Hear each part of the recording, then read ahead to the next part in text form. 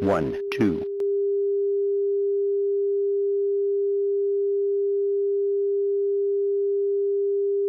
1, 2,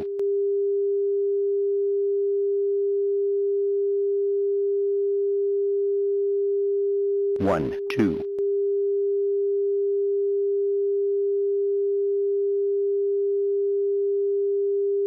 1, 2,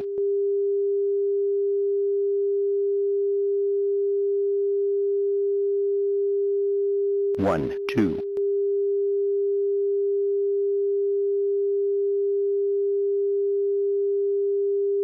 1, 2.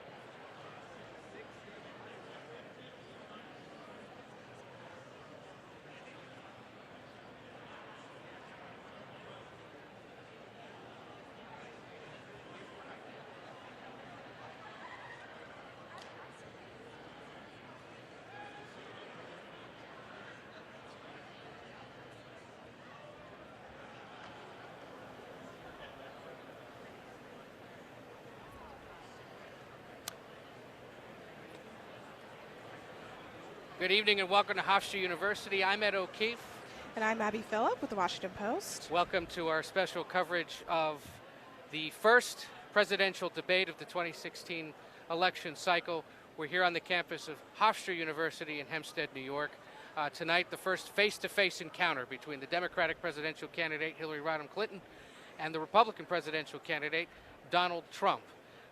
We're in a city that's about 40 minutes to the east of New York, on a campus with about 11,000 students.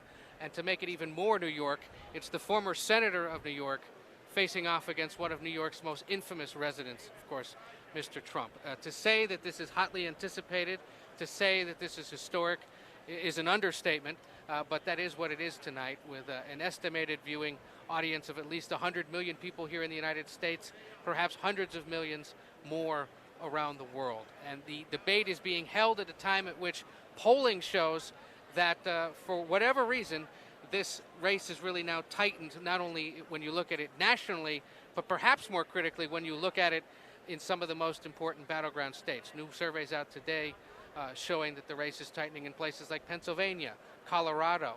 There have been others recently that suggest that the Old Dominion of Virginia is becoming a more competitive race, and that ultimately is where it will be decided, Abby. That's right. I mean, these are the last 40-some days before the election, and I think both candidates are looking at this as their maybe biggest opportunity to really catch the attention of voters going into November. And, you know, the race is close, but at the same time, this is the time when the race is supposed to get close. It's the time when when voters from all across the political spectrum are finally paying attention. People are having second thoughts. You're seeing that in some of the poll numbers. And I think that this is an opportunity for them to really pay attention to who Hillary Clinton is and what they're doing. You know, in the Hofstra University Hall, where we're seeing people kind of streaming into their seats.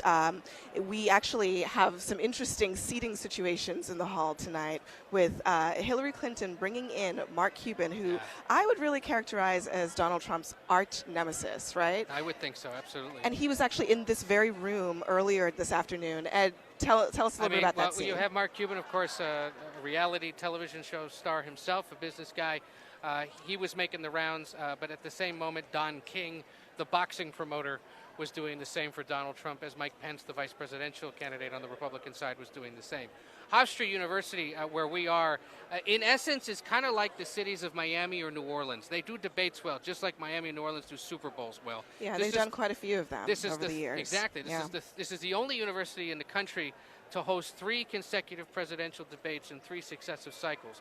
Then Senator Barack Obama met with John McCain here in 2008. Then President Obama and Mitt Romney met here in 2012.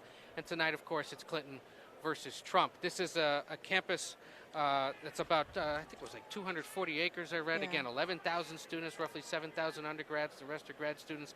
And I have to say, it's been pretty good for admissions. I ran into some students earlier today, and they were saying the campus is a buzz today and this entire weekend. One of them told me that he talked to someone in the admissions office and who said, you know, they always get so much more interest in this university around this time of year, and a lot more interest in the poli-sci and communications departments. So it's a pretty big boon for this town and this community. Absolutely. You know, one of the other interesting facts I learned today, Abby, the mascot here is called the Pride for the lion, and they have a male and a female mascot. Oh. William and Catherine. Right. They're one of the only universities in the country with co-ed mascots. Right. Remember that for your next drinking game or cocktail party. You're looking at the hall right now. There's an interesting thing. I was in there earlier today. The 2 podiums that Clinton and Trump are standing in front of are actually different. They're not exactly the same. One of them is smaller for Hillary Clinton, and one of them is larger for Donald Trump.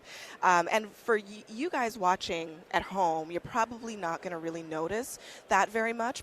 And that's the point. The point is to make it seem as if they are standing in exactly the same setting, because if her podium was as big as his, I think you would notice that a little bit more often. And I think over the years we've seen some other things, like giving the candidates a little bit of a boost so that they stand at about the same height when they're side by side on that screen. These are some of the sort of behind the scenes things that we see in debates. And some of these are actually often hotly negotiated between the campaigns. Now give us a sense, Abby, you cover covered the Clinton campaign full time for us here at the Washington Post, a sense of what she was doing here in the last few hours to prepare for tonight? Well, Hillary Clinton has spent basically the last 4 days in New York, near her hometown, but not at home, at a hotel, practicing debate prep. And she's been doing it with her stand-in, who's a longtime aide, Philippe Reines. Philippe, the campaign actually earlier tonight tweeted out a photo of Philippe doing this, and he was dressed like Donald Trump. Really? He had a red tie on. my He had the cufflinks on, and he was doing the hand gestures that you would remember from Donald Trump. They had everything going. They had the podiums, and it was in a sort of nondescript hotel-type room. All of this to sort of give Hillary Clinton an unfamiliar setting, an unfamiliar environment, and the perception that she's facing this man that she's been talking about for the last, say, 12 or so months. And the important thing to remember about tonight, it's a 90-minute exchange, no commercials, no breaks of any kind. And as we understand it, as she arrives here on campus, she's been practicing this roughly 9 to 10:30 p.m. each night to sort of put her in as much in real time as possible. That's right. I mean, even last night she was there until 11 o'clock at night. And Bill Clinton is coming out with her now. He's here today at Hofstra, but it sounds like Bill is actually going to be behind the scenes, behind the stage, giving his wife a little pep talk before she goes out there on the stage.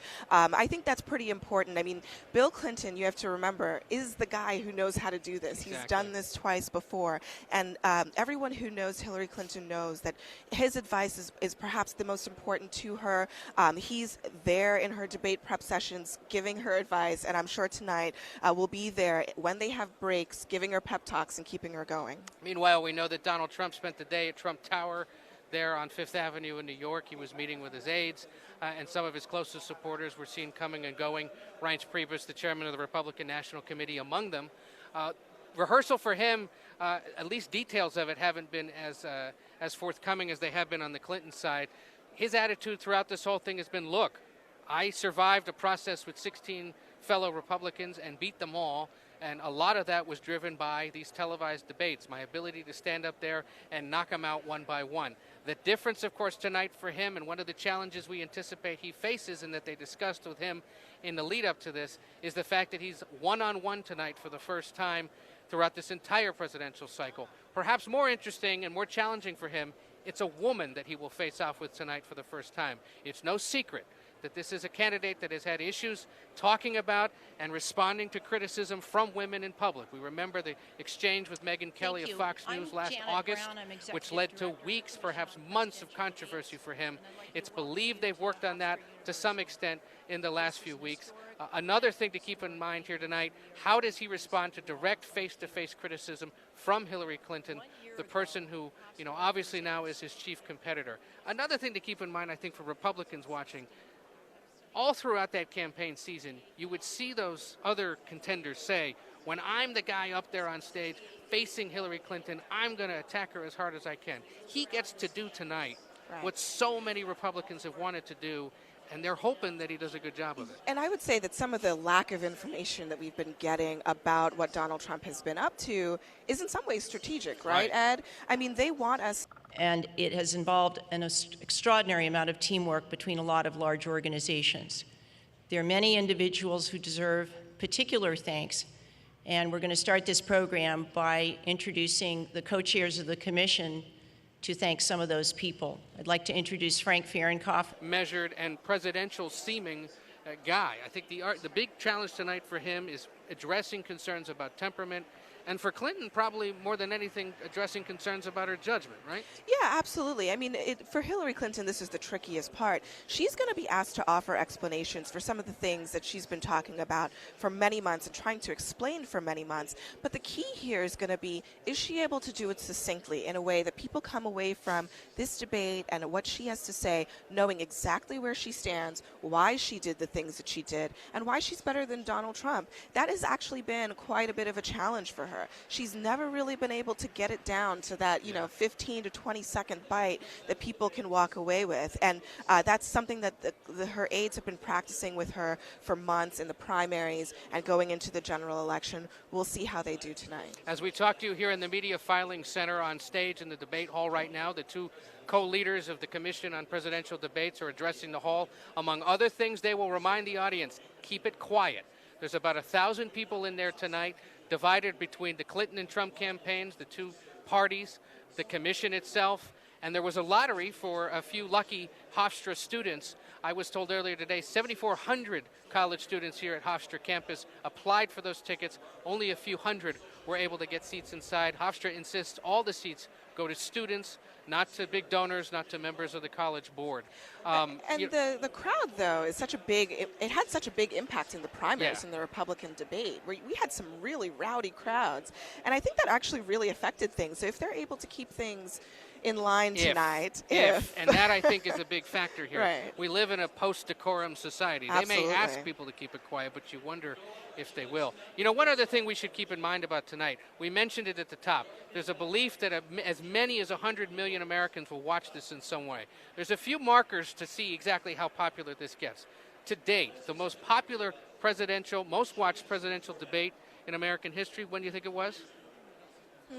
I'm going to say 2008. No, you got to go back to the 1980 debate in October between Ronald Reagan and Jimmy Carter, when about 80.2 million Americans watched on just those three big television networks. It's a whole different world these days, though. It is. And so now the modern day number to meet overall would be 115.2 million. What would that have been for? I mean, I think we can get it. They probably will. I think they can, because there's so much interest in this. I mean, wherever you go, people want to know what's going on. And like we mentioned before, I mean, this is really the first time that people are paying attention. Yes, everybody on the planet knows about Donald Trump and Hillary Clinton, but many of those people have not really been paying attention to this presidential debate, and this is their chance. So, it was 115.2 million that watched Super Bowl 49 last year. If you can beat that, it is the most watched event in American history. A reminder, we're here on Facebook. We're also streaming on the homepage of the Washington Post. I'm Ed O'Keefe. And I'm Abby Phillip. You are invited to be submitting questions or sharing your comments there if you're watching us through Facebook. If you do, of course, as always, keep it clean, keep it smart. We do have a few questions rolling in regarding the whereabouts of the Libertarian presidential candidate, Gary Johnson, and the Green Party presidential candidate, Jill Stein. Where are they? Why are they not debating tonight? Well, I know, for example, with Jill Stein, she was here earlier today. Our colleague Dave Weigel was tracking her. But she was escorted from campus, and there was a plan for some of her supporters to try to protest the fact that they were not invited.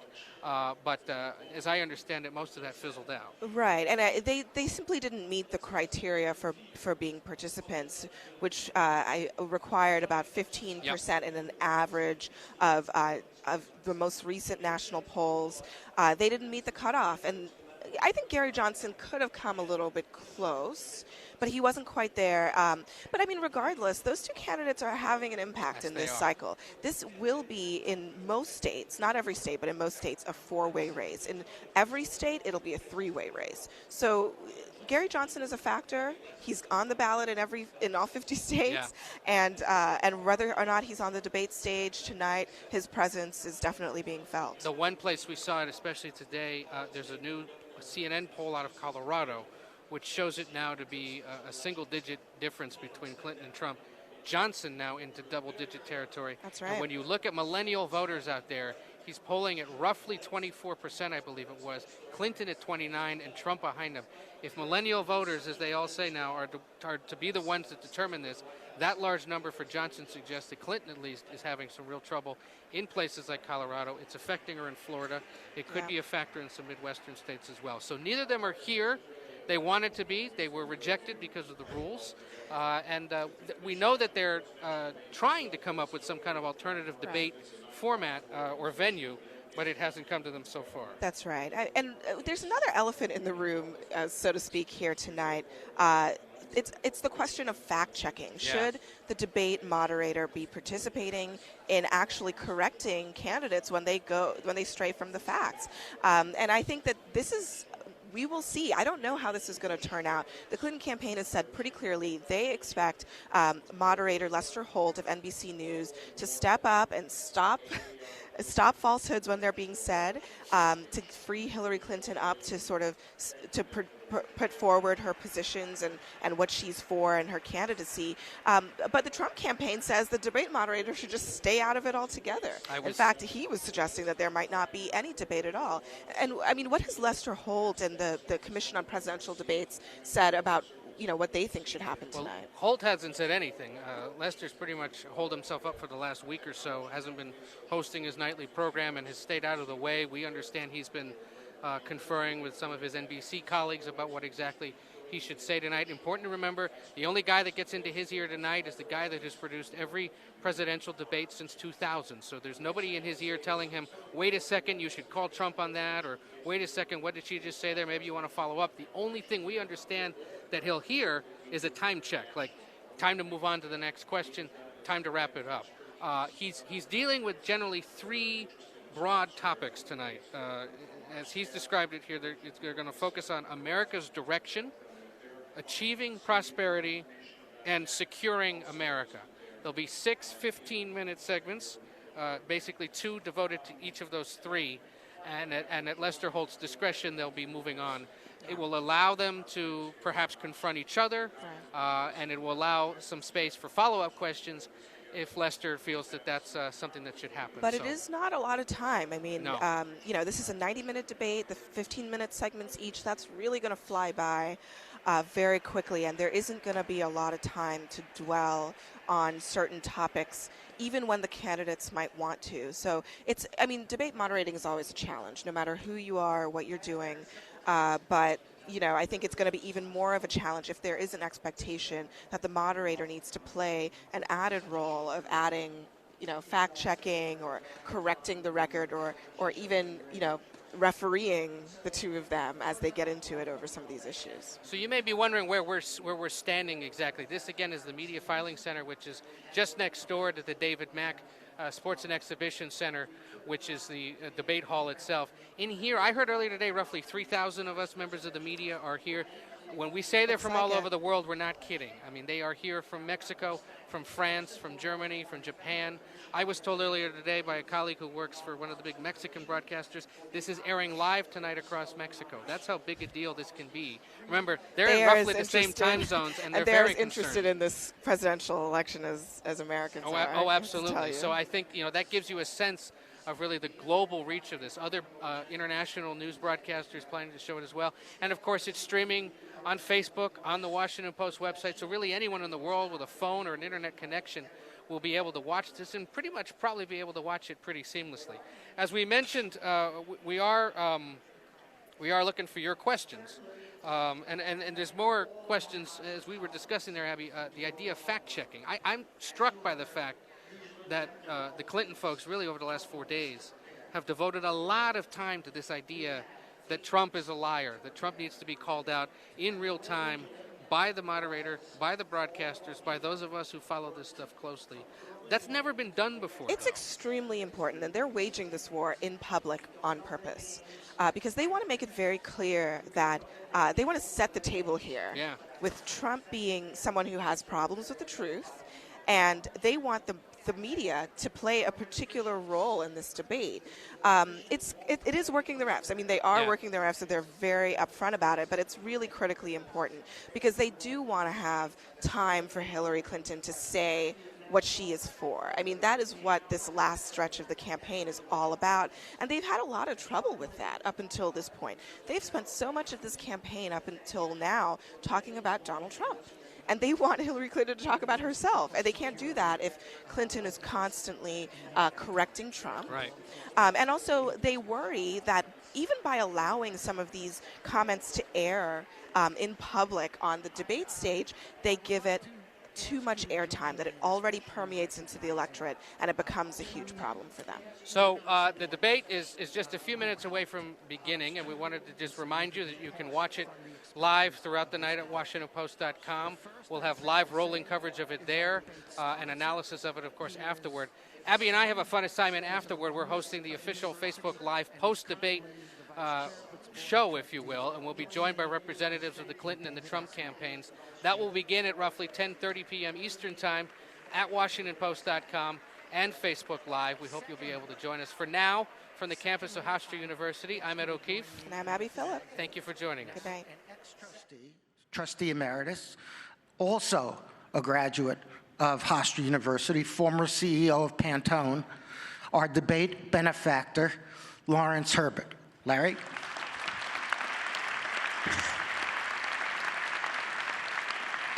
By the way, Larry has also recently generously endowed the Herbert School of Communication. Thank you, Larry. So, a lot has changed at Hofstra between the debates of 2012 and the debates of 2016. If I had to mention all of them, I would have to go to the podium. Just too many to relate, but I'm willing to have dinner or lunch with anybody who wants to know everything that has happened. But I do want to mention two special things that have occurred. One is, we just a few months ago opened the Peter Calico School of Government, Public Policy, and International Relations. That school has been generously endowed by Peter S. Calico, who is also here tonight. Peter, would you join me in welcoming Peter?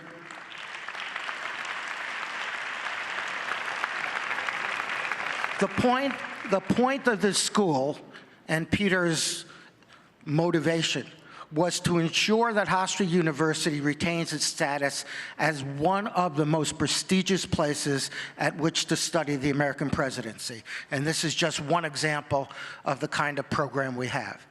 The other thing I will mention about what has happened recently in the university is that we have formed or created a Center for Entrepreneurship.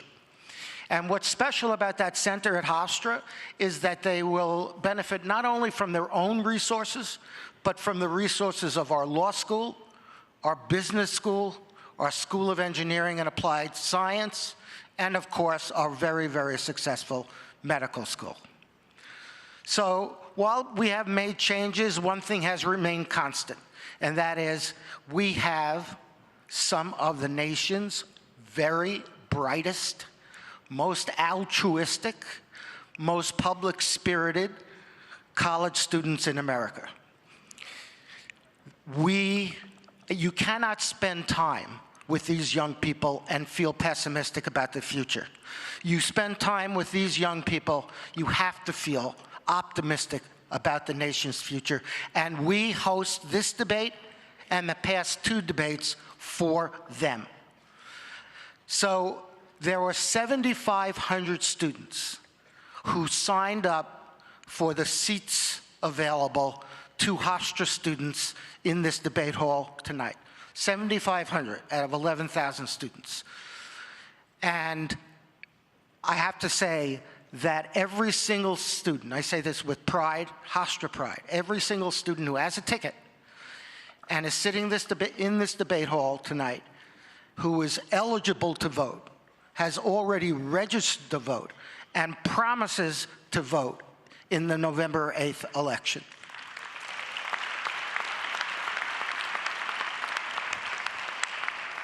That's why we do this. I will close simply by emphasizing once again how proud the university is to play this very small part in our nation's history. Thank you. I'm gonna add one logistical thing that I forgot. Right at 9 o'clock, you're gonna hear a lot of noise from behind you.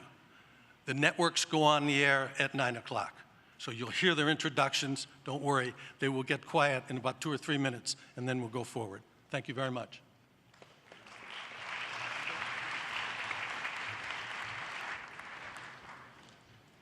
There's one additional piece of housekeeping, and that is if you could please turn off your cell phones or anything else, pagers, whatever.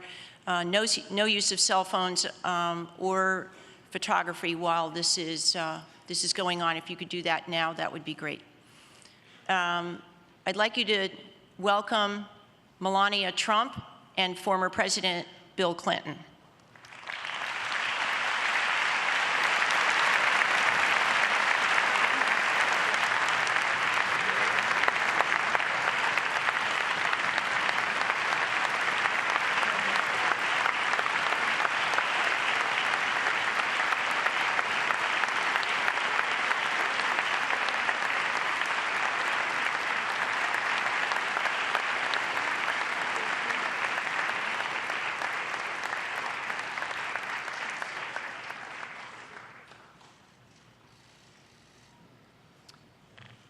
If you could take your seats again, thank you very much.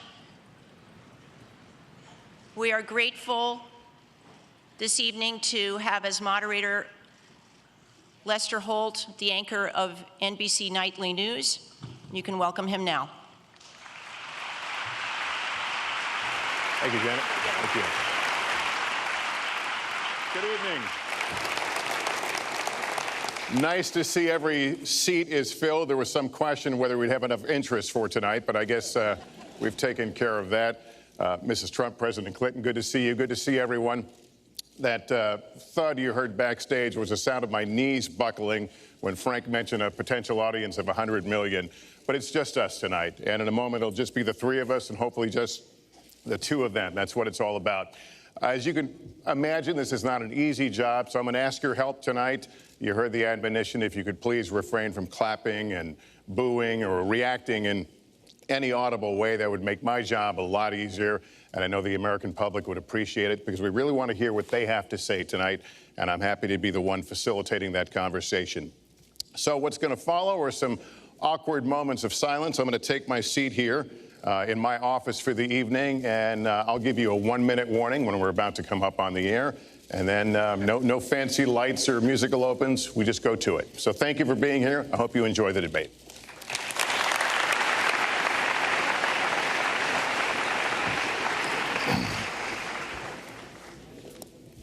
Okay, so right here, Mr. Holt, spare IFB, that knob for turning it on.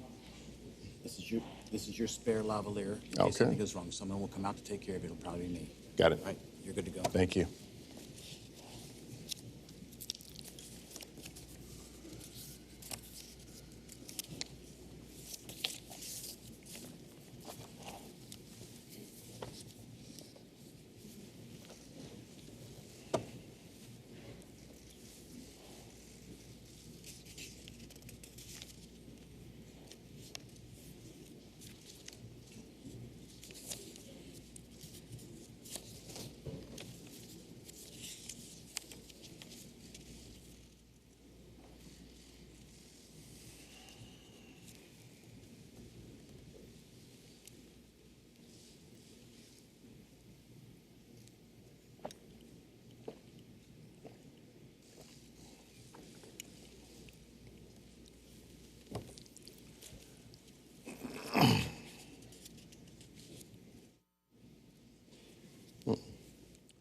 Not hearing you.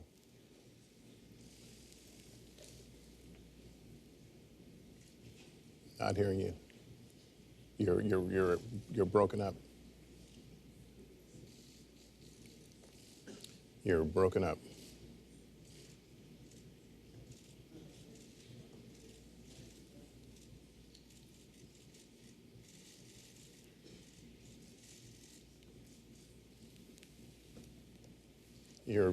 Say it again. Repeat.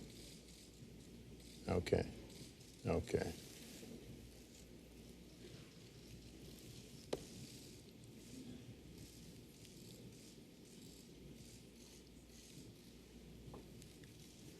No, it's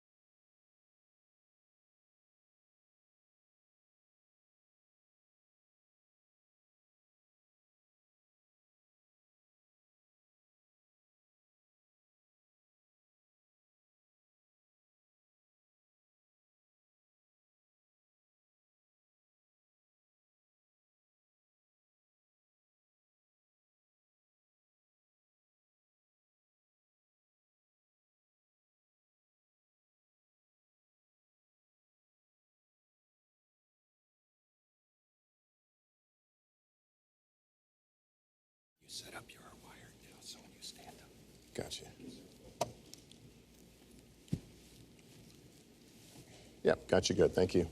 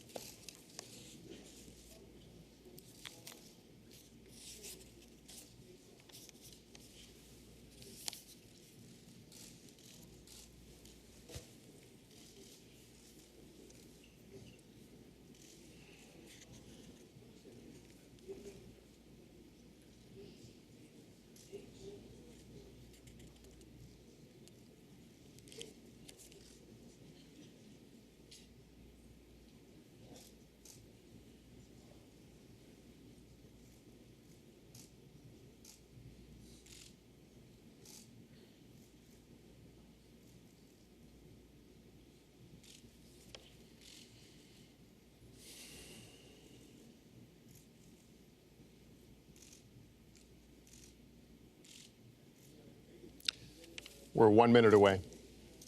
1 minute away.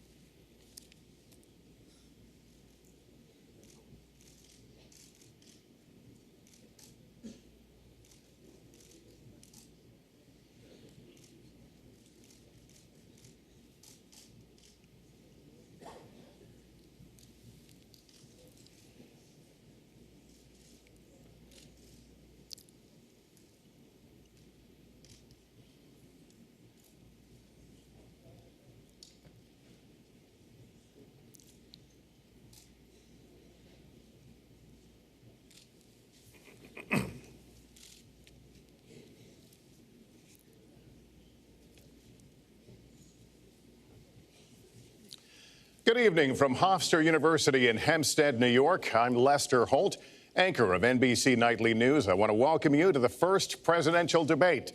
The participants tonight are Donald Trump and Hillary Clinton. This debate is sponsored by the Commission on Presidential Debates, a nonpartisan, nonprofit organization. The commission drafted tonight's format, and the rules have been agreed to by the campaigns. The 90-minute debate is divided into 6 segments, each 50 minutes long. We'll explore 3 topic areas tonight: achieving prosperity, America's direction, and securing America. At the start of each segment, I will ask the same lead-off question to both candidates, and they will each have up to 2 minutes to respond. From that point until the end of the segment, we'll have an open discussion. The questions are mine and have not been shared with the commission or the campaigns. The audience here in the room has agreed to remain silent so that we can focus on what the candidates are saying. I will invite you to applaud, however, at this moment as we welcome the candidates. Democratic nominee for President of the United States, Hillary Clinton, and Republican nominee for President of the United States, Donald J. Trump.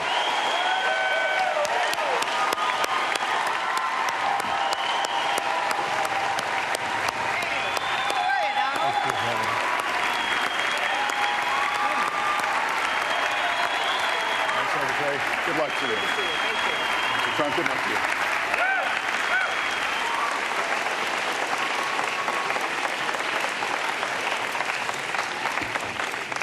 Well, I don't expect us to cover all the issues of this campaign tonight, but I remind everyone there are 2 more presidential debates scheduled.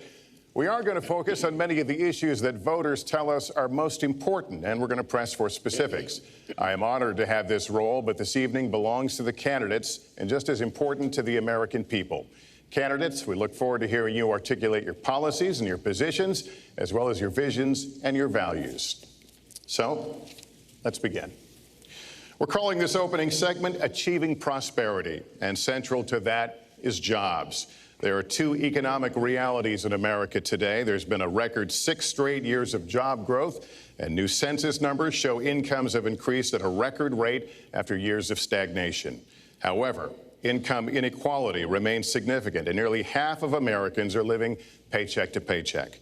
Beginning with you, Secretary Clinton, why are you a better choice than your opponent to create the kinds of jobs that will put more money into the pockets of American workers? Well, thank you, Lester, and thanks to Hofstra for hosting us. The central question in this election is really what kind of country we want to be and what kind of future we'll build together. Today is my granddaughter's 2nd birthday, so I think about this a lot. First, we have to build an economy that works for everyone, not just those at the top. That means we need new jobs, good jobs, with rising incomes. I want us to invest in you. I want us to invest in your future. That means jobs in infrastructure, in advanced manufacturing, in innovation and technology, clean renewable energy, and small business, because most of the new jobs will come from small business. We also have to make the economy fairer. That starts with raising the national minimum wage and also guarantee, finally, equal pay for women's work. I also want to see more companies do profit sharing. If you help create the profits, you should be able to share in them, not just the executives at the top. And I want us to do more to support people who are struggling to balance family and work. I've heard from so many of you about the difficult choices you face and the stresses that you're under. So let's have paid family leave, earned sick days. Let's be sure we have affordable child care and debt-free college. How are we going to do it? We're going to do it by having the wealthy pay their fair share and close the corporate loopholes. Finally, we tonight are on the stage together, Donald Trump and I. Donald, it's good to be with you. We're going to have a debate where we are talking about the important issues facing our country. You have to judge us. Who can shoulder the immense, awesome responsibilities of the presidency?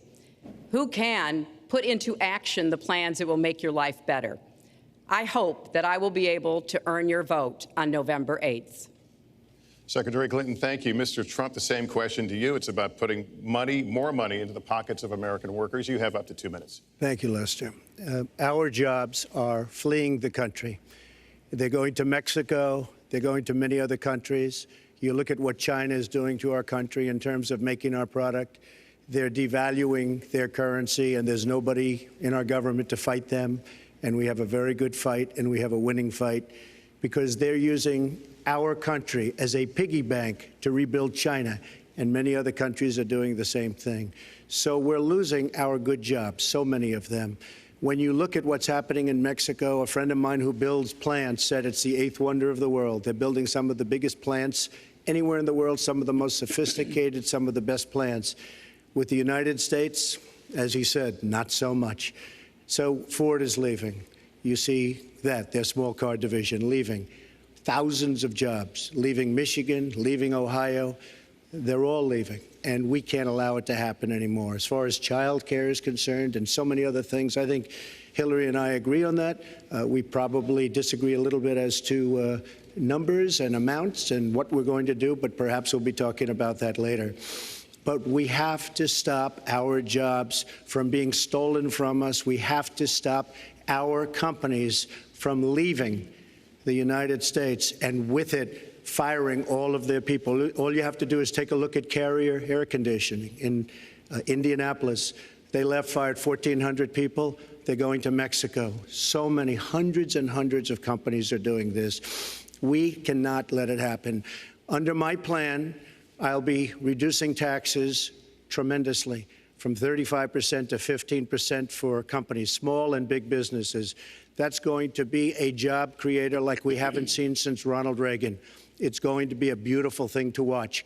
Companies will come, they will build, they will expand, new companies will start, and I look very, very much forward to doing it. We have to renegotiate our trade deals, and we have to stop these countries from stealing our companies and our jobs.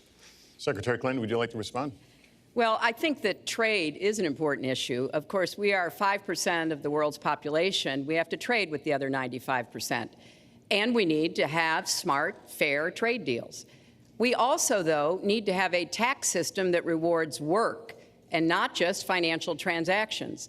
And the kind of plan that Donald has put forth would be trickle-down economics all over again. In fact, it would be the most extreme version, the biggest tax cuts for the top percent of the people in this country than we've ever had.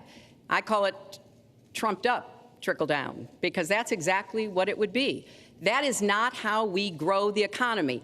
We just have a different view about what's best for growing the economy, how we make investments that will actually produce jobs and rising incomes. I think we come at it from somewhat different perspectives. I understand that. You know, Donald was very fortunate in his life, and that's all to his benefit. He started his business with $14 million borrowed from his father, and he really believes that the more you help wealthy people, the better off we'll be, and that everything will work out from there. I don't buy that. I have a different experience. My father was a small businessman. He worked really hard. He printed drapery fabrics on long tables where he pulled out those fabrics, and he went down with a silk screen and dumped the paint in and took the squeegee and kept going. And so what I believe is the more we can do for the middle class, the more we can invest in you, your education, your skills, your future, the better we will be off and the better we'll grow. That's the kind of economy I want us to see again. Let me follow up with Mr. Trump, if I can. You've talked about creating 25 million jobs, and you've promised to bring back millions of jobs for Americans. How are we going to bring back the industries that have left this country for cheaper labor overseas. How specifically are you going to tell American manufacturers that you have to come back? Well, for one thing, and before we start on that, my father gave me a very small loan in 1975, and I built it into a company that's worth many, many billions of dollars with some of the greatest assets in the world. And I say that only because that's the kind of thinking that our country needs. Our country's in deep trouble. We don't know what we're doing when it comes to devaluations, and all of these countries all over the world, especially China, they're the best ever at it. What they're doing to us is a very, very sad thing. So we have to do that. We have to renegotiate our trade deals. And Lester, they're taking our jobs, they're giving incentives, they're doing things that, frankly, we don't do. Let me give you the example of Mexico. They have a VAT tax. We're in a different system. When we sell into Mexico, there's a tax. When they sell in automatic, 16% approximately. When they sell into us, there's no tax. It's a defective agreement. It's been defective for a long time, many years, but the politicians haven't done anything about it. Now, in all fairness to Secretary Clinton, yes, is that okay? Good. I want you to be very happy. It's very important to me. But in all fairness to Secretary Clinton, when she started talking about this, it was really very recently. She's been doing this for 30 years. And why hasn't she made the agreements better? The NAFTA agreement is defective just because of the tax and many other reasons, but just because of the fact. Let me interrupt just a moment. Secretary Clinton and others, politicians, should have been doing this for years, not right now because of the fact that we've created a movement. They should have been doing this for years. What's happened to our jobs and our country and our economy generally is, look, we owe $20 trillion. We cannot do it any longer, Lester. Back to the question, though, how do you specifically bring back jobs? American manufacturers, how do you make them bring the jobs back? Well, the first thing you do is don't let the jobs leave. The companies are leaving. I could name, there are thousands of them. They're leaving, and they're leaving in bigger numbers than ever. And what you do is you say, fine, you want to go to Mexico or some other country, good luck. We wish you a lot of luck. But if you think you're going to make your air conditioners or your cars or your cookies or whatever you make and bring them into our country without a tax, you're wrong. And once you say you're going to have to tax them coming in, and our politicians never do this, because they have special interests, and the special interests want those companies to leave, because in many cases they own the companies. So what I'm saying is we can stop them from leaving. We have to stop them from leaving, and that's a big, big factor. Let me let Secretary Clinton get in there. Let's stop for a second and remember where we were 8 years ago. We had the worst financial crisis, the Great Recession, the worst since the 1930s. That was in large part because of tax policies that slashed taxes on the wealthy, failed to invest in the middle class, took their eyes off of Wall Street, and created a perfect storm. In fact, Donald was one of the people who rooted for the housing crisis. He said back in 2006, gee, I hope it does collapse because then I can go in and buy some and make some money. Well, it did collapse. That's called business, by the way. 9 million people lost their jobs, 5 million people lost their homes, and $13 trillion in family wealth was wiped out. Now, we have come back from that abyss, and it has not been easy. So we're now on the precipice of having a potentially much better economy, but the last thing we need to do is to go back to the policies that failed us in the first place.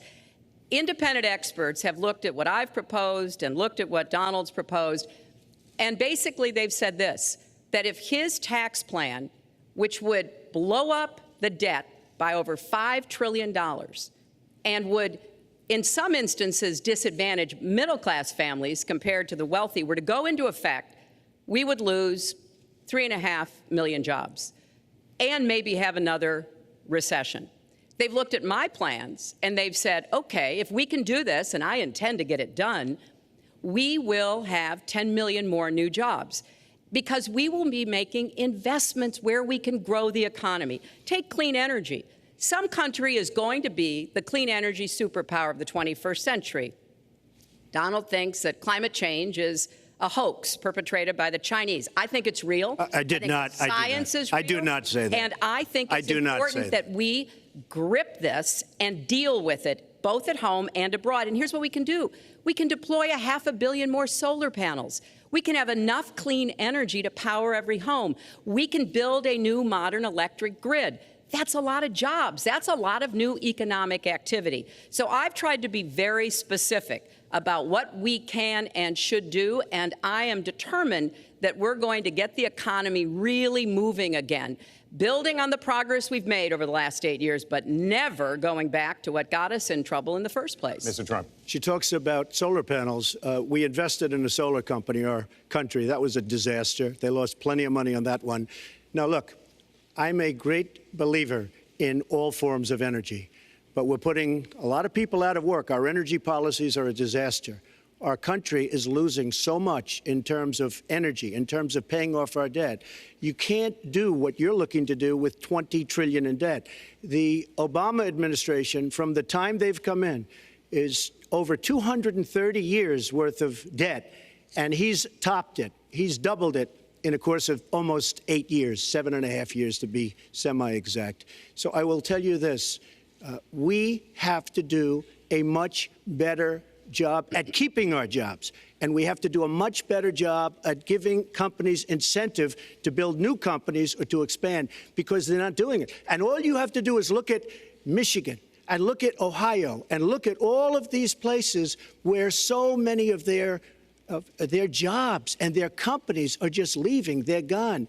And Hillary, I just ask you this. You've been doing this for 30 years. Why are you just thinking about these solutions right now? For 30 years you've been doing it, and now you're just starting to think of solutions. Well, actually, I will bring back jobs. You can't bring back jobs. Well, actually, I have thought about this quite a bit. Yeah, for 30 years. I have, well, not quite that long. I think my husband did a pretty good job in the 1990s. I think a lot about what worked and how we can make it work again. Well, he approved 3 million NAFTA. new jobs, He approved a balanced NAFTA, budget, which is the single worst trade deal ever approved in this country. Incomes went up for everybody. Manufacturing jobs went up also in the 1990s, if we're actually going to look at the facts. When I was in the Senate, I had a number of trade deals that came before me, and I held them all to the same test. Will they create jobs in America? Will they raise incomes in America? And are they good for our national security? Some of them I voted for. The biggest one, a multinational one known as CAFTA, I voted against. And because I hold the same standards as I look at all of these trade deals.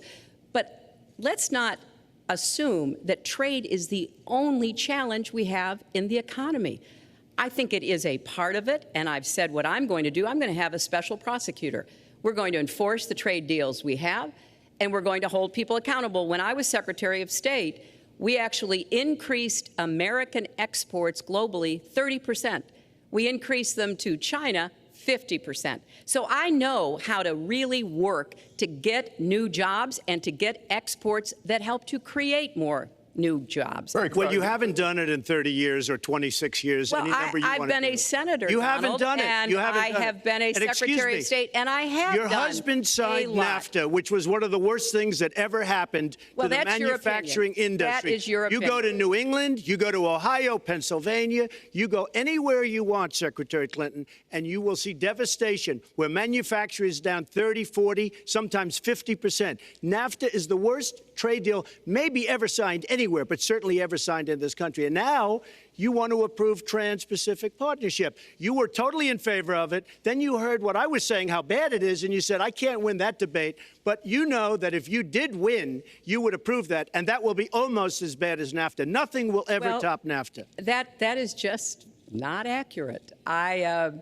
was against it once it was finally negotiated and the terms were laid out. I wrote about that in... You called it the gold standard. Well, I hope... You called it the gold standard of trade deals. You said it's the finest deal you've ever seen. No. And then you heard what I said about it, and all of a sudden you were against it. Well, Donald, I know you live in your own reality, but that is not the facts. The facts are, I did say I hoped it would be a good deal, but when it was negotiated, which I was not responsible for, I concluded it wasn't. I wrote about that. So is it President Obama's fault? Is it President Obama's fault? Even announced. Look, there are Secretary, is it President Obama's fault? There are because he's pushing it. There are different views about what's good for our country, our economy, and our leadership in the world. And I think it's important to look at what we need to do to get the economy going again. That's why I said new jobs with rising incomes, investments, not in more tax cuts that would add $5 trillion to the debt. But you have no in plan. Oh, I do. Secretary, in fact, you I have no written plan. a book about it. It's called Stronger Together. You can pick it up That's tomorrow about all you- Folks, at we're the gonna- bookstore or at an airport near you. We're gonna move to- But it's because I see this. We need to have strong growth, fair growth, sustained growth. We also have to look at how we help families balance the responsibilities at home and the responsibilities at business. So we have a very robust set of plans, and people who have looked at both of our plans have concluded that mine would create 10 million jobs and yours would lose us 3.5 million jobs and explode You are the going debt, to approve one of which the biggest would tax have cuts a in recession. history. You are going to approve one of the biggest tax increases in history. You are going to drive business out. Your regulations are a disaster, and you're going to increase regulations all over the place. And by the way, my tax cut is the biggest since Ronald Reagan. I'm very proud of it. It will create tremendous numbers of new jobs. But regulations, you are going to regulate these businesses out of existence. When I go around, Lester, I tell you this, I've been all over.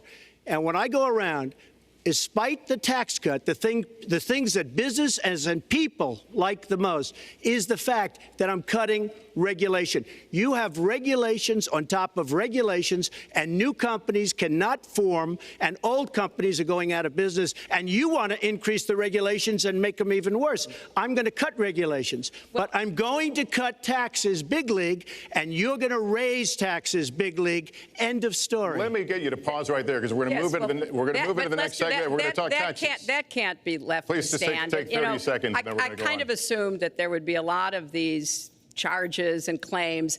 And so Facts. we have taken the homepage of my website, HillaryClinton.com, and we've turned it into a fact checker. So if you want to see in real time what the facts are, please go and take a look. Because And what take a I look have at mine proposed also, would and you'll not see. add a penny to the debt, and your plans would add $5 trillion to the debt. What I have proposed would cut regulations and streamline them for small businesses. What I have proposed would be paid for by raising taxes on the wealthy, because they have made all the gains in the economy. And I think it's time that the wealthy and corporations paid their fair share to support this Well, country. you just opened the next segment. Well, which is look, could I just finish? Actually, I think I should. I'm going to You give you go a to her chance right here. website With the and new you take a look at 15-minute her segment, website. She's it's on going to the- raise taxes $1.3 trillion. Mr. Trump, and look at her website. You know what? It's no different than this. She's telling us how to fight ISIS. Just go to her website. She tells you how to fight ISIS on her website. I don't think General Douglas MacArthur would like that All right, too the much. The next segment, we're continuing Well, the at subject least of I have a plan to fight achieving ISIS. prosperity. No, you're telling the enemy everything you want to do. No, we're not. See, you're No, telling we're the not. enemy everything you We want to do. are- we No are wonder you've been outlining- fighting. No wonder you've been fighting ISIS your entire adult life. Folks, Go to the fact checkers. Get folks, to work. you are unpacking a lot here, and we're still in the issue of achieving prosperity. And I want to talk about taxes. The fundamental difference between the two of you concerns the wealthy. Secretary Clinton, you're calling for a tax increase in the wealthiest Americans. I'd like you to further defend that. And Mr. Trump, you're calling for tax cuts for the wealthy. I'd like you to defend that. And this next 2-minute answer goes to you, Mr. Trump. Well, I'm really calling for major jobs, because the wealthy are going to create tremendous jobs. They're going to expand their companies. They're going to do a tremendous job. I'm getting rid of the carried interest provision. And if you really look, it's not a tax. It's really not a great thing for the wealthy. It's a great thing for the middle class. It's a great thing for companies to expand.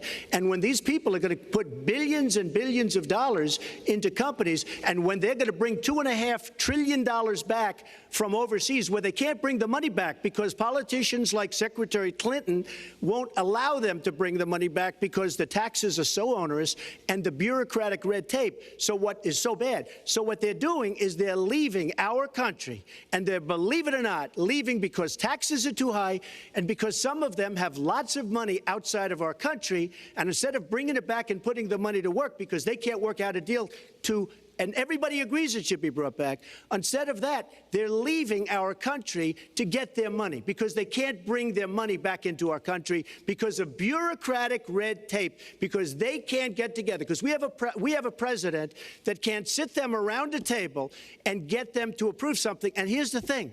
Republicans and Democrats agree that this should be done. $2.5 trillion. I happen to think it's double that. It's probably $5 trillion that we can't bring into our country, Lester. And with a little leadership, you'd get it in here very quickly, and it could be put to use on the inner cities and lots of other things, and it would be beautiful. But we have no leadership. And honestly, that starts with Secretary Clinton. All right, you have 2 minutes on the same question to defend tax increases on the wealthiest Americans, Secretary Clinton. I have a feeling that by the end of this evening, I'm going to be blamed for everything that's ever happened. Why not? Why not? Yeah, why not? You know, just join the debate by saying more crazy things. Now, let me say there's nothing crazy about not letting our companies bring their money back into their country. This is Secretary Clinton's 2 minutes, please. Yeah, well, let's start the clock again, Lester. We've looked at your tax proposals. I don't see changes in the corporate tax rates or the kinds of proposals you're referring to that would cause the repatriation, bringing back of money that's stranded overseas. I happen to support that. I happen to support that in a way that will actually work to our benefit. But when I look at what you have proposed, you have what is called now the Trump loophole, because it would so advantage you and the business you do. You've proposed an approach that has a $4 billion tax benefit for your family. And when you look at what you are proposing, much for my family? It is, Lester, as I said, trumped up trickle down. Trickle down did not work. It got us into the mess we were in 2008 and 9. Slashing taxes on the wealthy hasn't worked, and a lot of really smart, wealthy people know that. And they are saying, hey, we need to do more to make the contributions we should be making to rebuild the middle class. I don't think top-down works in America. I think building the middle class, investing in the middle class, making college debt-free so more young people can get their education, helping people refinance their debt from college at a lower rate. Those are the kinds of things that will really boost the economy. Broad-based, inclusive growth is what we need in America, not more advantages for people at the very top. Mr. Trump, typical politician, all talk, no action, sounds good, doesn't work, never going to happen.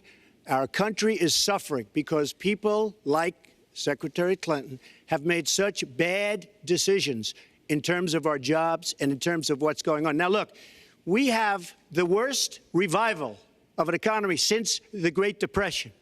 And believe me, we're in a bubble right now. And the only thing that looks good is the stock market. But if you raise interest rates even a little bit, that's going to come crashing down. We are in a big, fat, ugly bubble. And we better be awfully careful. And we have a Fed that's doing political things. This Janet Yellen of the Fed is doing political by keeping the interest rates at this level. And believe me, the day Obama goes off and he leaves and he goes out to the golf course for the rest of his life to play golf, when they raise interest rates, you're going to see some very bad things happen because the Fed is not doing their job. The Fed is being more political than Secretary Clinton. Mr. Trump, we're talking about the burden that Americans have to pay, yet you have not released your tax returns. And the reason nominees have released their returns for decades is that voters will know if their potential president owes money to, who he owes it to, and any business conflicts. Don't Americans have a right to know if there are any conflicts of interest? I don't mind releasing. I'm under a routine audit, and it'll be released. And as soon as the audit's finished, it'll be released. But you will learn more about Donald Trump by going down to the federal elections, where I filed a 104-page, essentially financial statement of sorts, the forms that they have. It shows income. In fact, the income, I just looked today, the income is filed at $694 million for this past year. $694 million. If you would have told me I was going to make that 15 or 20 years ago, I would have been very surprised. But that's the kind of thinking that our country needs. When we have a country that's doing so badly, that's being ripped off by every single country in the world, it's the kind of thinking that our country needs, because everybody, Lester, we have a trade deficit with all of the countries that we do business with of almost $800 billion a year. You know what that is? That means who's negotiating these trade deals? We have people that are political hacks negotiating our trade deals. The IRS has an audit of your taxes. You're perfectly free to release your taxes during an audit. And so the question, does the public's right to know outweigh your personal? Well, I told you, I will release them as soon as the audit. Look, I've been under audit almost for 15 years. I know a lot of wealthy people that have never been audited. I said, do you get audited? I get audited almost every year. And in a way, I should be complaining. I'm not even complaining. I don't mind it. It's almost become a way of life. I get audited by the IRS, but other people don't. I will say this. We have a situation in this country that has to be taken care of. I will release my tax returns against my lawyer's wishes when she releases her 33,000 emails that have been deleted. As soon as she releases them, I will release my tax returns, and that's against my lawyers. They say don't do it. I will tell you this. No, in fact, watching shows, reading the papers, almost every lawyer says you don't release your returns until the audit's complete. When the audit's complete, I'll do it. But I would go against them if she releases her email. So it's negotiable? It's not negotiable. No, let her release the email. Why did she delete 33,000? Well, I'll let her ask that, but let me just admonish the audience one more time. There was an agreement. We did ask you to be silent, so it would be helpful for us. Secretary Clinton. Well, I think you've just seen another example of bait and switch here. For 40 years, everyone running for president has released their tax returns. You can go and see nearly, I think, 39, 40 years of our tax returns, but everyone has done it.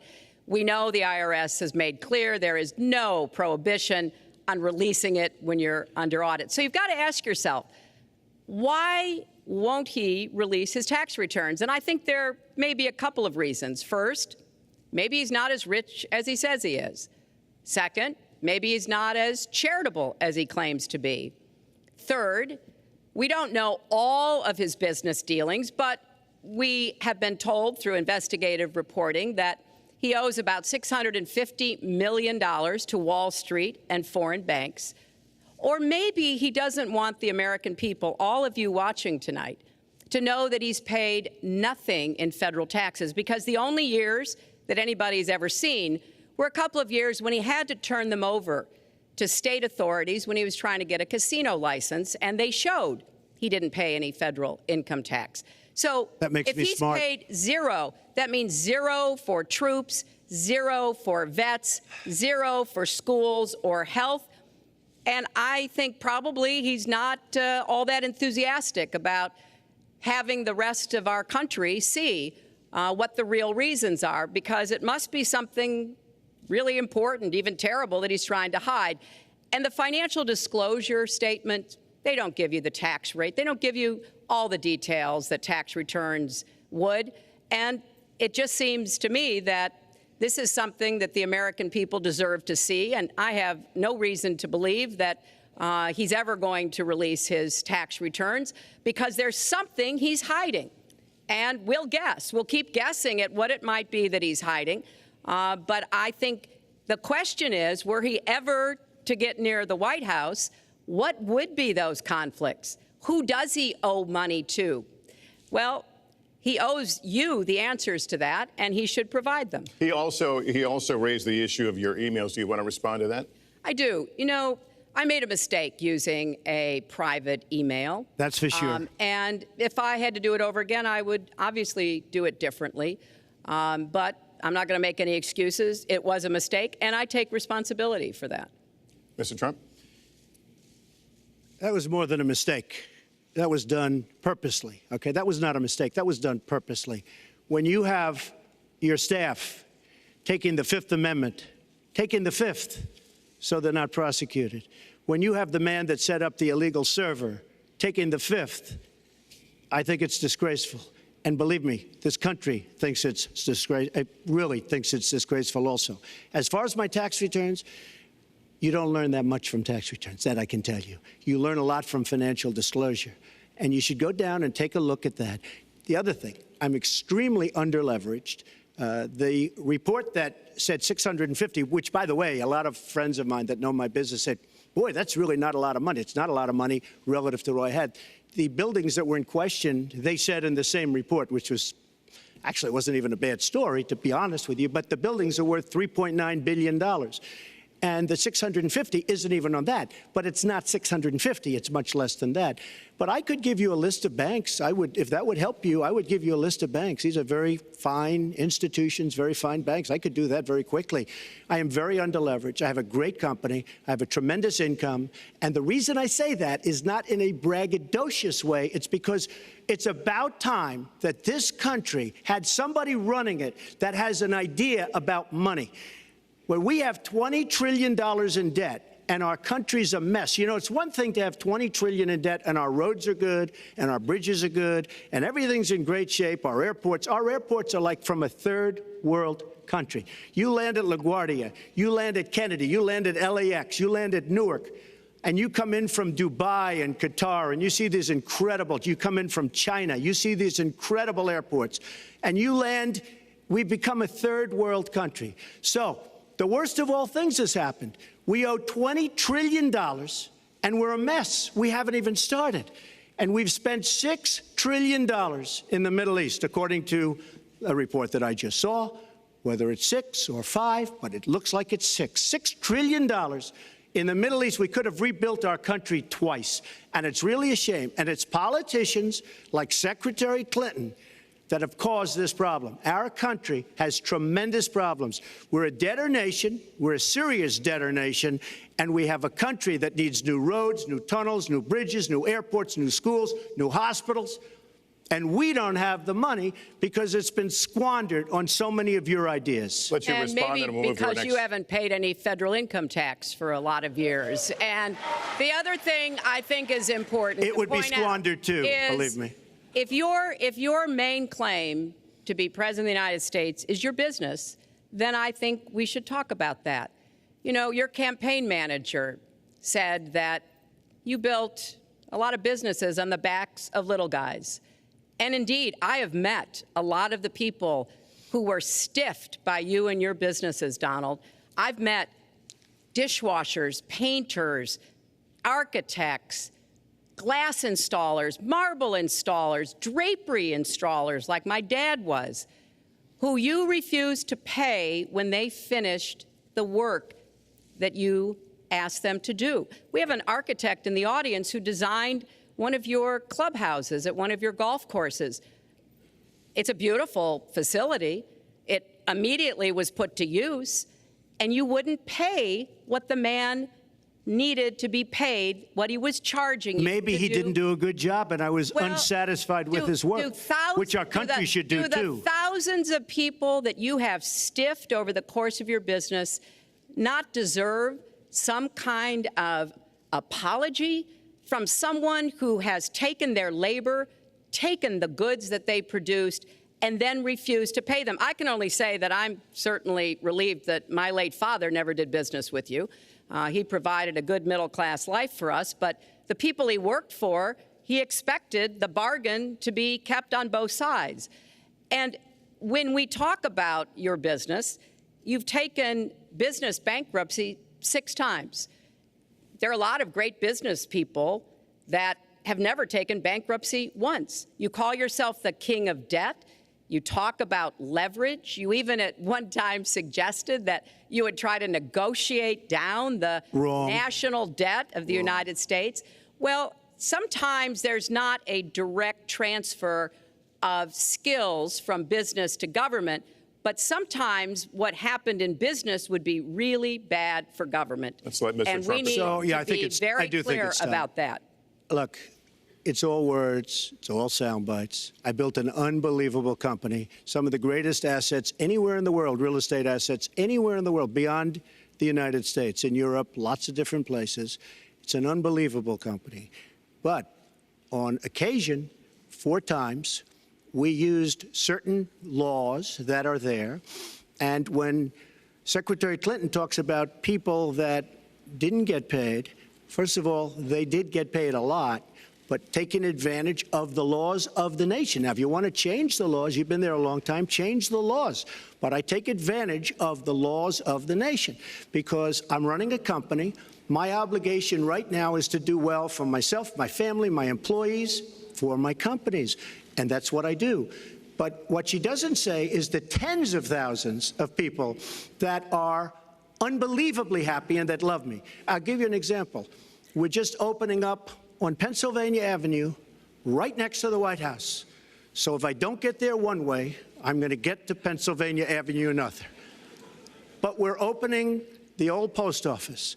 Under budget, ahead of schedule, saved tremendous money. I'm a year ahead of schedule. And that's what this country should be doing. We build roads and they cost 2 and 3 and 4 times what they're supposed to cost. We buy products for our military and they come in at costs that are so far above what they were supposed to be because we don't have people that know what they're doing. When we look at the budget is bad to a large extent because we have people that have no idea as to what to do and how to buy. The Trump International is way under budget and way ahead of schedule, and we should be able to do that for our country. Well, we're well behind schedule, so I want to move to our next segment. We move into our next segment talking about America's direction, and let's start by talking about race. The share of Americans who say race relations are bad in this country is the highest it's been in decades, much of it amplified by shootings of African Americans by police, as we've seen recently in Charlotte and Tulsa. Race has been a big issue in this campaign, and one of you is going to have to bridge a very wide and bitter gap. So how do you heal the divide? Secretary Clinton, you get 2 minutes on this. Well, you're right. Race remains a significant challenge in our country. Unfortunately, race still determines too much, often determines where people live, determines what kind of education in their public schools they can get, and yes, it determines how they're treated in the criminal justice system. We've just seen those 2 tragic examples in both Tulsa and Charlotte. And we've got to do several things at the same time. We have to restore trust between communities and the police. We have to work to make sure that our police are using the best training, the best techniques, that they're well prepared to use force only when necessary. Everyone should be respected by the law, and everyone should respect the law. Right now, that's not the case in a lot of our neighborhoods. So I have, ever since the first day of my campaign, called for criminal justice reform. I've laid out a platform that I think would begin to remedy some of the problems we have in the criminal justice system. But we also have to recognize, in addition to the challenges that we face with policing, there are so many good, brave police officers who equally want reform. So we have to bring communities together in order to begin working on that as a mutual goal. And we've got to get guns out of the hands of people who should not have them. The gun epidemic is the leading cause of death of young African American men, more than the next 9 causes put together. So we have to do 2 things, as I said. We have to restore trust. We have to work with the police. We have to make sure they respect the communities and the communities respect them. And we have to tackle the plague of gun violence, which is a big contributor to a lot of the problems that we're seeing today. All right, Mr. Trump, you have 2 minutes. How do you heal the divide? Well, first of all, Secretary Clinton doesn't want to use a couple of words, and that's law and order. And we need law and order. If we don't have it, we're not going to have a country. And when I look at what's going on in Charlotte, a city I love, a city where I have investments, when I look at what's going on throughout various parts of our country, whether it's, I mean, I can just keep naming them all day long. We need law and order in our country. And I just got today, as you know, the endorsement of the Fraternal Order of Police. We just came in. We have endorsements from, I think, almost every police group, a large percentage of them in the United States. We have a situation where we have our inner cities, African Americans, Hispanics, are living in hell because it's so dangerous. You walk down the street, you get shot. In Chicago, they've had thousands of shootings, thousands, since January 1st. Thousands of shootings. And I'm saying, where is this? Is this a war-torn country? What are we doing? And we have to stop the violence. We have to bring back law and order. In a place like Chicago, where thousands of people have been killed, thousands over the last number of years. In fact, almost 4,000 have been killed since Barack Obama became president. Almost 4,000 people in Chicago have been killed. We have to bring back law and order. Now, whether or not in a place like Chicago you do stop and frisk, which worked very well, Mayor Giuliani is here, it worked very well in New York, it brought the crime rate way down. But you take the gun away from criminals that shouldn't be having it. We have gangs roaming the street, and in many cases, they're illegally here, illegal immigrants, and they have guns, and they shoot people. And we have to be very strong, and we have to be very vigilant. We have to know what we're doing. Right now, our police, in many cases, are afraid to do anything. We have to protect our inner cities because African-American communities are being decimated by crime. Your 2 minutes expired, but I do want to follow up. Stop and frisk was ruled unconstitutional in New York because it largely singled out Black and Hispanic young men. No, you're wrong. It went before a judge who was a very against police judge. It was taken away from her, and our mayor, our new mayor, refused to go forward with the case. They would have won an appeal. If you look at it throughout the country, there are many places where the argument is that it's a form of racial profiling. No, the argument is that we have to take the guns away from these people that have them and that are bad people that shouldn't have them. These are felons. These are people that are bad people that shouldn't be. When you have 3,000 shootings in Chicago from January 1st, when you have 4,000 people killed in Chicago by guns from the beginning of the presidency of Barack Obama, his hometown, you have to have stop and frisk. You need more police. You need a better community relation. You don't have good community relations in Chicago. It's terrible. I have property there. It's terrible what's going on in Chicago. But when you look, and Chicago's not the only, you go to Ferguson, you go to so many different places.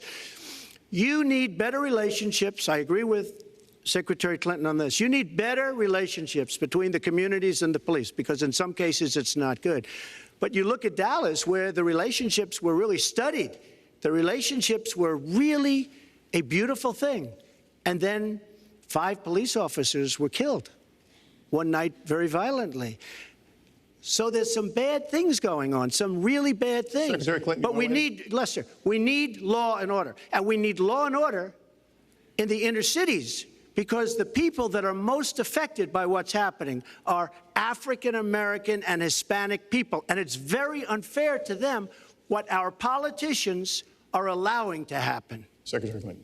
Well, I've heard Donald say this at his rallies, and it's really unfortunate that he paints such a dire, negative picture of Black communities in our country. You know, the vibrancy of the Black church, the Black businesses that employ so many people, the opportunities that so many families are working to provide for their kids. There's a lot that we should be proud of and we should be supporting and lifting up. But we do always have to make sure we keep people safe. There are the right ways of doing it, and then there are ways that are ineffective. Stop and frisk was found to be unconstitutional, and in part because it was ineffective. It did not do what it needed to do. Now, I believe in community policing, and in fact, violent crime is 1/2 of what it was in 1991. Property crime is down 40%. We just don't want to see it creep back up. We've had 25 years of very good cooperation, but there were some problems, some unintended consequences. Too many young African American and Latino men ended up in jail for nonviolent offenses, and it's just a fact that if you're a young African American man and you do the same thing as a young white man, you are more likely to be arrested, charged, convicted, and incarcerated. So we've got to address the systemic racism in our criminal justice system. We cannot just say law and order.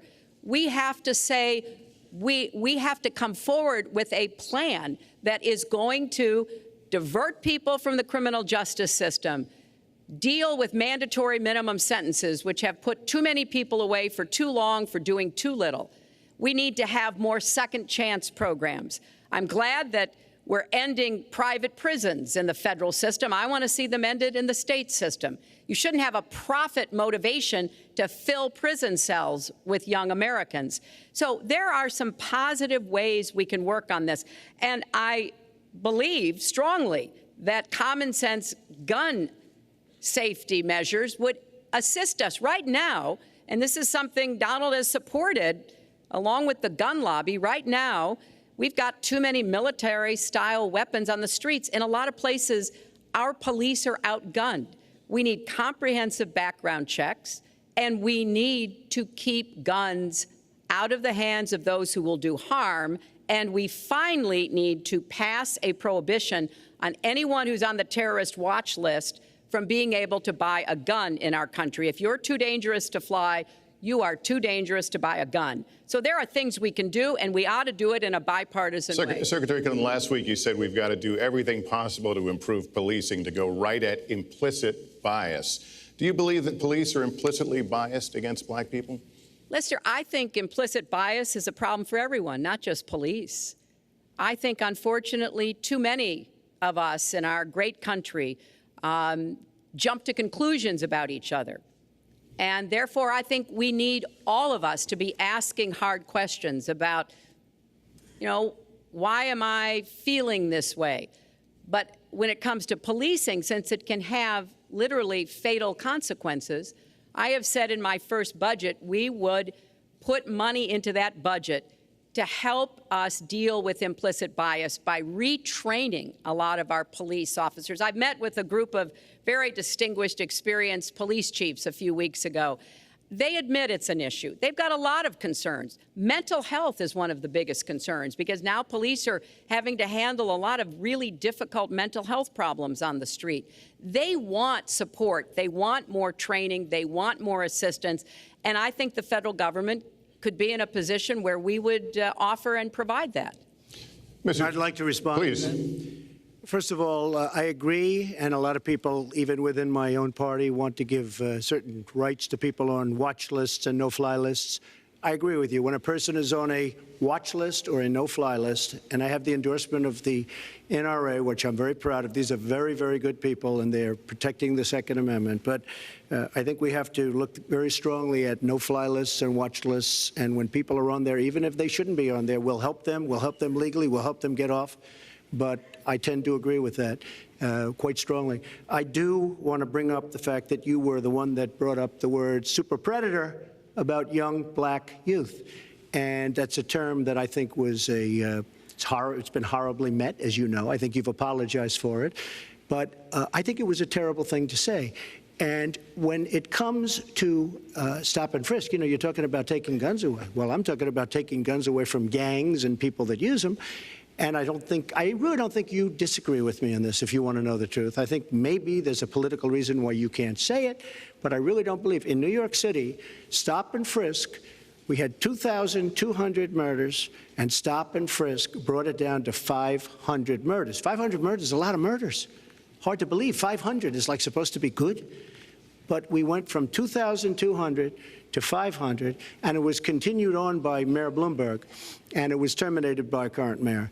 But stop and frisk had a tremendous impact on the safety of New York City, tremendous beyond belief. So when you say it has no impact, it really did. It had a very, very big impact. Well, it's also fair to say, if we're going to talk about mayors, that under the current mayor, crime has continued to drop, including murders. So there you're is. Wrong. You're wrong. No, I'm not. Murders are up. All right, you'll check New York has done an excellent job, and I give credit. I give credit across the board, going back to mayors, to police chiefs, because it has worked, and other communities need to come together to do what will work as well. Look, one murder is too many, but it is important that we learn about what has been effective and not go to things that sound good that really did not have the kind of impact that we would want. Who disagrees with keeping neighborhoods safe? But let's also add, no one should disagree about respecting the rights of young men who live in those neighborhoods. And so we need to do a better job of working again with the communities, faith communities, business communities, as well as the police to try to deal with this problem. This conversation is about race, and so, Mr. Trump, I have to ask you. But I'd like to just respond, if I might. Please, 20 seconds. I'd just like to respond. Please respond, then I've got to follow up. Look, the African-American community has been let down by our politicians. They talk good around election time, like right now, and after the election, they said, see you later, I'll see you in 4 years. The African-American community, look, the community within the inner cities has been so badly treated. They've been abused and used in order to get votes by Democrat politicians, because that's what it is. They've controlled these communities for up to 100 years. Mr. Trump, let me... Well, unbroken. And I will tell you, you look at the inner cities, and I just left Detroit, and I just left Philadelphia, and I just, you know, you've seen me. I've been all over the place. You decided to stay home, and that's okay. But I will tell you, I've been all over, and I've met some of the greatest people I'll ever meet within these communities, and they are very, very upset with what their politicians have told them and what their politicians have done. Mr. Trump, I think Donald just criticized me for preparing for this debate. And yes, I did. And you know what else I prepared for? I prepared to be president, and I think that's a good thing. Mr. Trump, for 5 years, you perpetuated a false claim that the nation's first black president was not a natural-born citizen. You questioned his legitimacy. In the last couple of weeks, you acknowledged what most Americans have accepted for years: the president was born in the United States. Can you tell us what took you so long? I'll tell you just very simple to say. Sidney Blumenthal works for the campaign and very close friend of Secretary Clinton. And her campaign manager, Patty Doyle, went to, during the campaign, her campaign against President Obama, fought very hard. And you can go look it up and you can check it out. And if you look at CNN this past week, Patty Solis Doyle was on Wolf Blitzer saying that this happened. Blumenthal sent McClatchy, highly respected reporter at McClatchy, to Kenya to find out about it. They were pressing it very hard. She failed to get the birth certificate. When I got involved, I didn't fail. I got him to give the birth certificate. So I'm satisfied with it, and I'll tell you why I'm satisfied with it. That was in because I want to 2011. get on to defeating ISIS, because I want to get on to creating jobs, because I want to get on to having a strong border, because I want to get on to things that are very important to me and that are very important to the country. I will let you respond. It's important, but I just want to get the answer here. The birth certificate was produced in 2011. You continued to tell the story and question the president's legitimacy in 2012, 13, 14, 15, as recently as January. So the question is, what changed your mind? Well, nobody was pressing it. Nobody was caring much about it. I figured you'd ask the question tonight, of course, but nobody was caring much about it. But I was the one that got him to produce the birth certificate, and I think I did a good job. Secretary Clinton also fought it. I mean, you know, now everybody in mainstream is going to say, oh, that's not true. Look, it's true. Sidney Blumenthal sent a reporter. You just have to take a look at CNN last week, the interview with your former campaign manager, and she was involved. But just like she can't bring back jobs, she can't produce. I'm sorry, I'm just going to follow up, and I will let you respond to that, because if there's a lot there. But we're talking about racial healing in this segment. What do you say to Americans? Well, it was I say nothing. I say nothing because I was able to get him to produce it. He should have produced it a long time before. I say nothing. But let me just tell you, when you talk about healing, I think that I've developed very, very good relationships over the last little while with the African-American community. I think you can see that. And I feel that they really wanted me to come to that conclusion, and I think I did a great job and a great service, not only for the country, but even for the president, in getting him to produce his birth certificate. Secretary Clinton. Well, just listen to what you heard. And clearly, as Donald just admitted, he knew he was going to stand on this debate stage and Lester Holt was going to be asking us questions. So he tried to put the whole racist birther lie to bed. But it can't be dismissed that easily. He has really started his political activity based on this racist lie that our first black president was not an American citizen.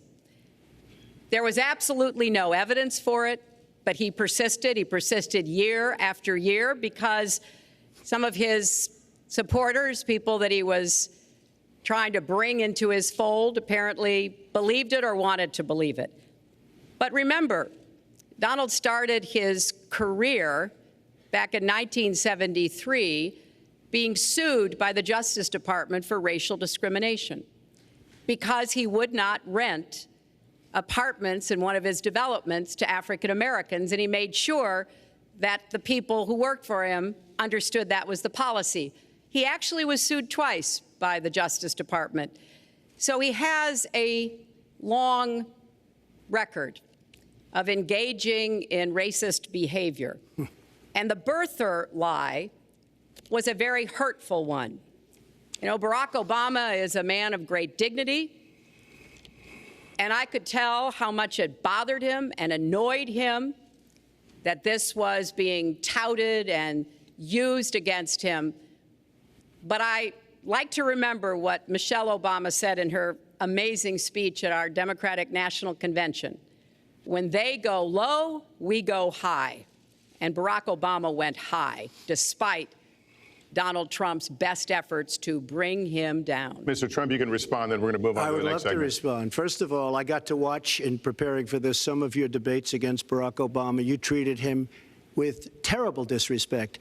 And I watched the way you talk now about how lovely everything is and how wonderful you are. It doesn't work that way. You were after him. You were trying to. You even sent out, or your campaign sent out, pictures of him in a certain garb, very famous pictures. I don't think you can deny that. But just last week, your campaign manager said it was true. So when you try to act holier than thou, it really doesn't work. It really doesn't. Now, as far as the lawsuit, yes, when I was very young, I went into my father's company, had a real estate company in Brooklyn and Queens, and we, along with many, many other companies throughout the country, it was a federal lawsuit, were sued. We settled the suit with no admission of guilt. It was very easy to do, but they sued many people.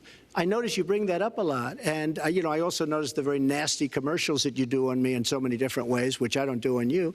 Maybe I'm trying to save the money, but frankly, I look at that and I say, isn't that amazing? Because I settled that lawsuit with no admission of guilt. But that was a lawsuit brought against many real estate firms, and it's just one of those things. I'll go on one step further. In Palm Beach, Florida, tough community, a brilliant community, a wealthy community, probably the wealthiest community there is in the world. I opened a club and really got great credit for it. No discrimination against African Americans, against Muslims, against anybody. And it's a tremendously successful club, and I'm so glad I did it. And I have been given great credit for what I did, and I'm very, very proud of it. And that's the way I feel. That is the true way I feel. Our next segment is called Securing America. We want to start with a 21st century war happening every day in this country. Our institutions are under cyber attack, and our secrets are being stolen. So my question is, who's behind it, and how do we fight it? Secretary Clinton, this answer goes to you. Well, I think cybersecurity, cyber warfare will be one of the biggest challenges facing the next president, because clearly we're facing at this point two different kinds of adversaries. There are the independent hacking groups that do it mostly for commercial reasons, to try to steal information that they then can use to make money. But increasingly, we are seeing cyber attacks coming from states, organs of states. The most recent and troubling of these has been Russia. There's no doubt now that Russia has used cyber attacks against all kinds of organizations in our country, and I am deeply concerned about this. I know Donald's very praiseworthy of Vladimir Putin, but Putin is playing a really tough, long game here. And one of the things he's done is to let loose cyber attackers to hack into government files, to hack into personal files, hack into the Democratic National Committee. And we recently have learned that, that this is one of their preferred methods of trying to wreak havoc and collect information. We need to make it very clear, whether it's Russia, China, Iran, or anybody else, the United States has much greater capacity, and we are not going to sit idly by and permit state actors to go after our information, our private sector information or our public sector information. And we're going to have to make it clear that we don't want to use the kinds of tools that we have. We don't want to engage in a different kind of warfare, but we will defend the citizens of this country. And the Russians need to understand that. I think they've been treating it as almost a probing. How far would we go? How much would we do? And that's why I was so shocked when Donald publicly invited Putin to hack into Americans. That is just unacceptable. It's one of the reasons why 50 national security officials who served in Republican administrations have said that Donald is unfit to be the commander-in-chief. It's comments like that that really worry people who understand the threats that we face. Mr. Trump, you have 2 minutes in the same question. Who's behind it and how do we find it? I do want to say that I was just endorsed, and more are coming next week. It'll be over 200 admirals, many of them are here, admirals and generals endorsed me to lead this country. That just happened, and many more are coming, and I'm very proud of it. In addition, I was just endorsed by ICE. They've never endorsed anybody before on immigration. I was just endorsed by ICE. I was just recently endorsed 16,500 Border Patrol agents. So when Secretary Clinton talks about this, I mean, I'll take the admirals and I'll take the generals any day over the political hacks that I see that have led our country so brilliantly over the last 10 years with their knowledge, okay? Because look at the mess that we're in. Look at the mess that we're in. As far as the cyber, I agree to parts of what Secretary Clinton said. We should be better than anybody else, and perhaps we're not. I don't think anybody knows it was Russia that broke into the DNC. She's saying Russia, Russia, Russia, but maybe it was. I mean, it could be Russia, but it could also be China. It could also be lots of other people. It also could be somebody sitting on their bed that weighs 400 pounds, okay? You don't know who broke in to DNC, but what did we learn with DNC? We learned that Bernie Sanders was taken advantage of by your people, by Debbie Wasserman Schultz. Look what happened to her. But Bernie Sanders was taken advantage of. That's what we learned. Now, whether that was Russia, whether that was China, whether it was another country, we don't know. Because the truth is, under President Obama, we've lost control of things that we used to have control over. We came in with the Internet. We came up with the Internet. And I think Secretary Clinton and myself would agree very much when you look at what ISIS is doing with the Internet. They're beating us at our own game, ISIS. So we have to get very, very tough on cyber and cyber warfare. It is a huge problem. I have a son. He's 10 years old. He has computers. He is so good with these computers. It's unbelievable. The security aspect of cyber is very, very tough, and maybe it's hardly doable. But I will say we are not doing the job we should be doing. But that's true throughout our whole governmental society. We have so many things that we have to do better, Lester, and certainly cyber is one of them. Secretary Clinton? Well, I think there are a number of issues that we should be addressing. I have put forth a plan to defeat ISIS. It does involve going after them online. I think we need to do much more with our tech companies to prevent ISIS and their operatives from being able to use the Internet to radicalize, even direct people in our country and Europe and elsewhere. But we also have to intensify our air strikes against ISIS and eventually support our Arab and Kurdish partners to be able to actually take out ISIS in Raqqa, end their claim of being a caliphate. We're making progress. Our military is assisting in Iraq, and we're hoping that within the year we'll be able to push ISIS out of Iraq and then, really squeeze them in Syria. But we have to be cognizant of the fact that they've had foreign fighters coming to volunteer for them, foreign money, foreign weapons. So we have to make this the top priority, and I would also do everything possible to take out their leadership. I was involved in a number of efforts to take out al-Qaeda leadership when I was Secretary of State, including, of course, taking out bin Laden, and I think we need to go after Baghdadi as well, make that one of our organizing principles, because we've got to defeat ISIS, and we've got to do everything we can to disrupt their propaganda efforts online. You mentioned ISIS, and we think of ISIS certainly as over there, but there are American citizens who have been inspired to commit acts of terror on American soil. The latest incident, of course, the bombings we just saw in New York and New Jersey, the knife attack at a mall in Minnesota, and the last year, deadly attacks in San Bernardino and Orlando. I'll ask this to both of you. Tell us specifically how you would prevent homegrown attacks by American citizens, Mr. Trump. Well, first I have to say one thing, very important. Secretary Clinton is talking about taking out ISIS. We will take out ISIS. Well, President Obama and Secretary Clinton created a vacuum the way they got out of Iraq, because they got out, they shouldn't have been in, but once they got in, the way they got out was a disaster, and ISIS was formed. So she talks about taking them out. She's been doing it a long time. She's been trying to take them out for a long time. But they wouldn't have even been formed if they left some troops behind, like 10,000 or maybe something more than that. And then you wouldn't have had them. Or, as I've been saying for a long time, and I think you'll agree because I said it to you once, had we taken the oil, and we should have taken the oil, ISIS would not have been able to form either, because the oil was their primary source of income. And now they have the oil all over the place, including the oil, a lot of the oil in Libya, which was another one of her disasters. Secretary Clinton. Well, I hope the fact checkers are turning up the volume and really working hard. Donald supported the invasion of Iraq. Wrong. That is absolutely wrong. Proved over and over again.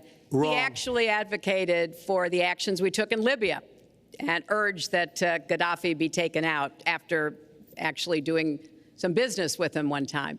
But the larger point, he says this constantly, is George W. Bush made the agreement about when American troops would leave Iraq, not Barack Obama. And the only way that American troops could have stayed in Iraq is to get an agreement from the then Iraqi government that would have protected our troops. And the Iraqi government would not give that. But let's talk about the question you asked, Lester. The question you asked is, what do we do here in the United States? That's the most important part of this. How do we prevent attacks? How do we protect our people? And I think we've got to have an intelligence surge where we are looking for every scrap of information. I was so proud of law enforcement in New York, in Minnesota, in New Jersey. You know, they responded so quickly, so professionally to the attacks that occurred by Rahami, and they brought him down. And we may find out more information because he is still alive, which may prove to be an intelligence benefit. So we've got to do everything we can to vacuum up intelligence from Europe, from the Middle East. That means we've got to work more closely with our allies. And that's something that Donald has been very dismissive of.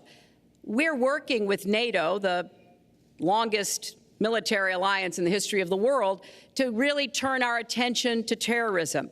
We're working with our friends in the Middle East, many of which, as you know, are Muslim-majority nations.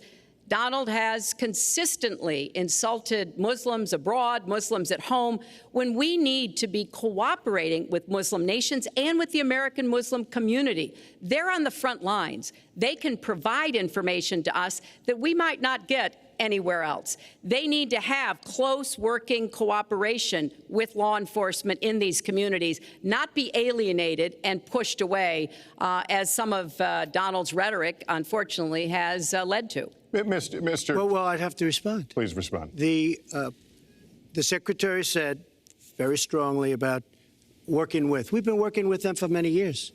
And we have the greatest mess anyone's ever seen. You look at the Middle East, it's a total mess, under your direction to a large extent.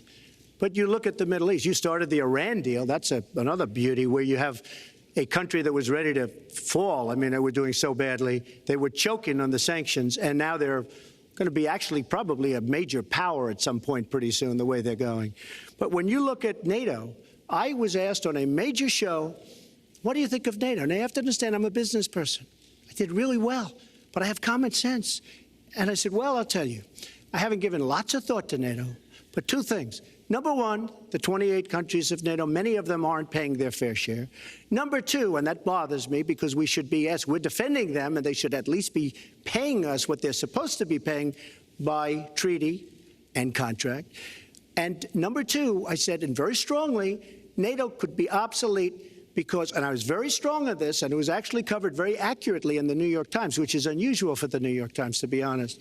But I said they do not focus on terror. And I was very strong, and I said it numerous times. And about 4 months ago, I read on the front page of the Wall Street Journal that NATO is opening up a major terror division. And I think that's great. And I think we should get, because we pay approximately 73% of the cost of NATO. It's a lot of money to protect other people. But I'm all for NATO. But I said they have to focus on terror also. And they're going to do that. And that was, believe me, I'm sure I'm not going to get credit for it, but that was largely because of what I was saying and my criticism of NATO. I think we have to get NATO to go into the Middle East with us, in addition to surrounding nations, and we have to knock the hell out of ISIS, and we have to do it fast. When ISIS formed in this vacuum created by Barack Obama and Secretary Clinton, and believe me, you were the ones that took out the troops. Not only that, you named the day. They couldn't believe it. They sat back probably and said, I can't believe it. They said, no, wait a minute. We've covered when they formed, this is something that never should have happened. It should have never happened. Now, you're talking about taking out ISIS, but you were there and you were Secretary of State when it was a little infant. Now it's in over 30 countries. And you're going to stop them? I don't think so. Mr. Trump, a lot of these are judgment questions. You had supported the war in Iraq before the invasion. What makes your judgment? I did not support the war in Iraq. 2002. That is a mainstream media nonsense put out by her, because she, frankly, I think the best person in her campaign is mainstream media. My question is, since you would you like to supported it, hear? why is your I was against the war. Wait a minute. I was against the war in Iraq, just so you put it out. The record shows otherwise. The record does not show that. Why is your judgment? The record shows that I'm right. When I did an interview with Howard Stern, very lightly, first time anyone's asked me that, I said, very lightly, I don't know, maybe, who knows, essentially. I then did an interview with Neil Cavuto. We talked about the economy is more important. I then spoke to Sean Hannity, which everybody refuses to call Sean Hannity. I had numerous conversations with Sean Hannity at Fox, and Sean Hannity said, and he called me the other day, and I spoke to him about it. He said, you were totally against the war, because he was for the war. Why is your judgment better than... And that was before the war started. Sean Hannity said very strongly to me and other people, he's willing to say, but nobody wants to call him, I was against the war. He said, you used to have fights with me because Sean was in favor of the war. And I understand that side also, not very much, because we should have never been there. But nobody called Sean Hannity. And then they did an article in a major magazine shortly after the war started, I think in 2004, but they did an article which had me totally against the war in Iraq. And one of your compatriots said, you know, whether it was before or right after, Trump was definitely, because if you read this article, there's no doubt. But if somebody, and I'll ask the press, if somebody would call up Sean Hannity, this was before the war started, he and I used to have arguments about the war. I said it's a terrible and a stupid thing. It's going to destabilize the Middle East, and that's exactly what it's done. It's been a disaster. My reference was to what you had said in 2002, and my question was, why is your judgment any different than Mrs. Clinton? Well, I have much better judgment than she does. There's no question about that. I also have a much better temperament than she has. You know, I have a much better. She spent, let me tell you, she spent hundreds of millions of dollars on an advertising. You know, they get Madison Avenue into a room, they put names. Oh, temperament, let's go after. I think my strongest asset, maybe by far, is my temperament. I have a winning temperament. I know how to win. She does not know how to win. Clinton. Wait, the AFL-CIO the other day, behind the blue screen, I don't know who you were talking to, Secretary Clinton, but you were totally out of control. I said, there's a person with a temperament that's got a problem. Secretary Clinton. Woo, okay. Let's talk about two important issues that were briefly mentioned by Donald. First, NATO. You know, NATO as a military alliance has something called Article 5, and basically it says this: an attack on one is an attack on all. And do you know the only time it's ever been invoked? After 9/11, when the 28 nations of NATO said that they would go to Afghanistan with us to fight terrorism, something that they still are doing by our side. With respect to Iran, when I became Secretary of State, Iran was weeks away from having enough nuclear material to form a bomb. They had mastered the nuclear fuel cycle under the Bush administration. They had built covert facilities. They had stocked them with centrifuges that were whirling away. And we had sanctioned them. I voted for every sanction against Iran when I was in the Senate, but it wasn't enough. So I spent a year and a half putting together a coalition that included Russia and China to impose the toughest sanctions on Iran. And we did drive them to the negotiating table. And my successor, John Kerry, and President Obama got a deal that put a lid on Iran's nuclear program without firing a single shot. That's diplomacy. That's coalition building. That's working with other nations. The other day, I saw Donald saying that there were some Iranian sailors on a ship in the waters off of Iran, and they were taunting American sailors who were on a nearby ship. He said, you know, if they taunted our sailors, I'd blow them out of the water and start another war. That's not good judgment. That is not the right temperament to be commander-in-chief, to be taunted. And the worst part of what we've heard Donald say has been about nuclear weapons.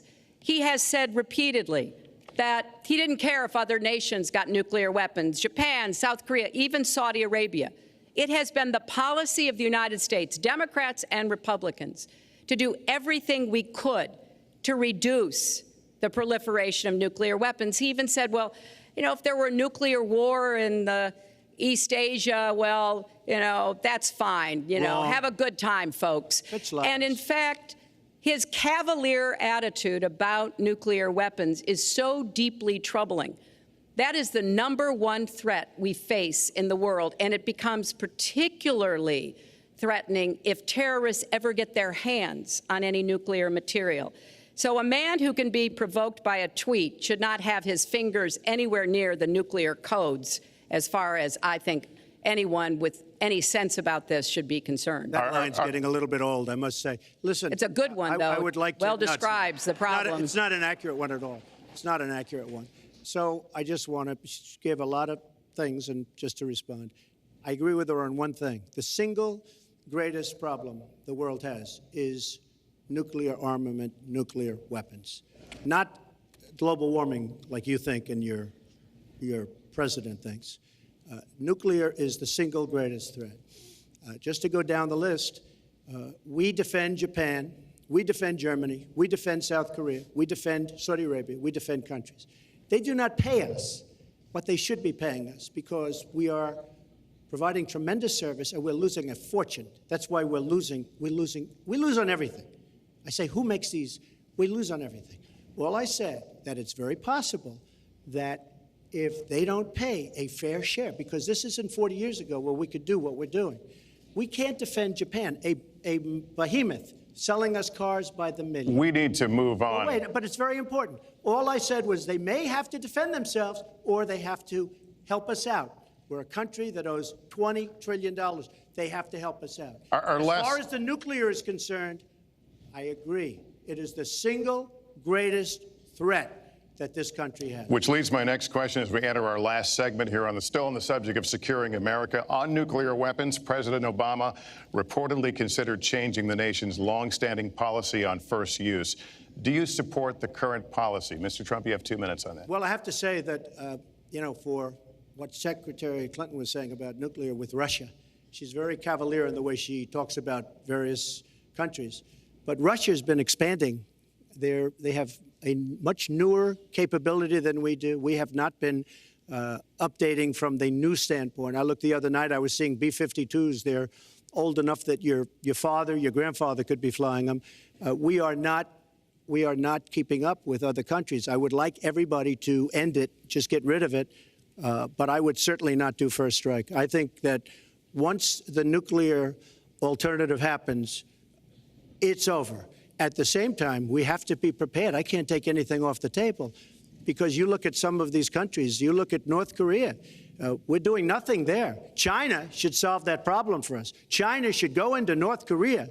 China is totally powerful as it relates to North Korea. And by the way, another one powerful is the worst deal I think I've ever seen negotiated that you started is the Iran deal. Iran is one of their biggest trading partners. Iran has power over North Korea.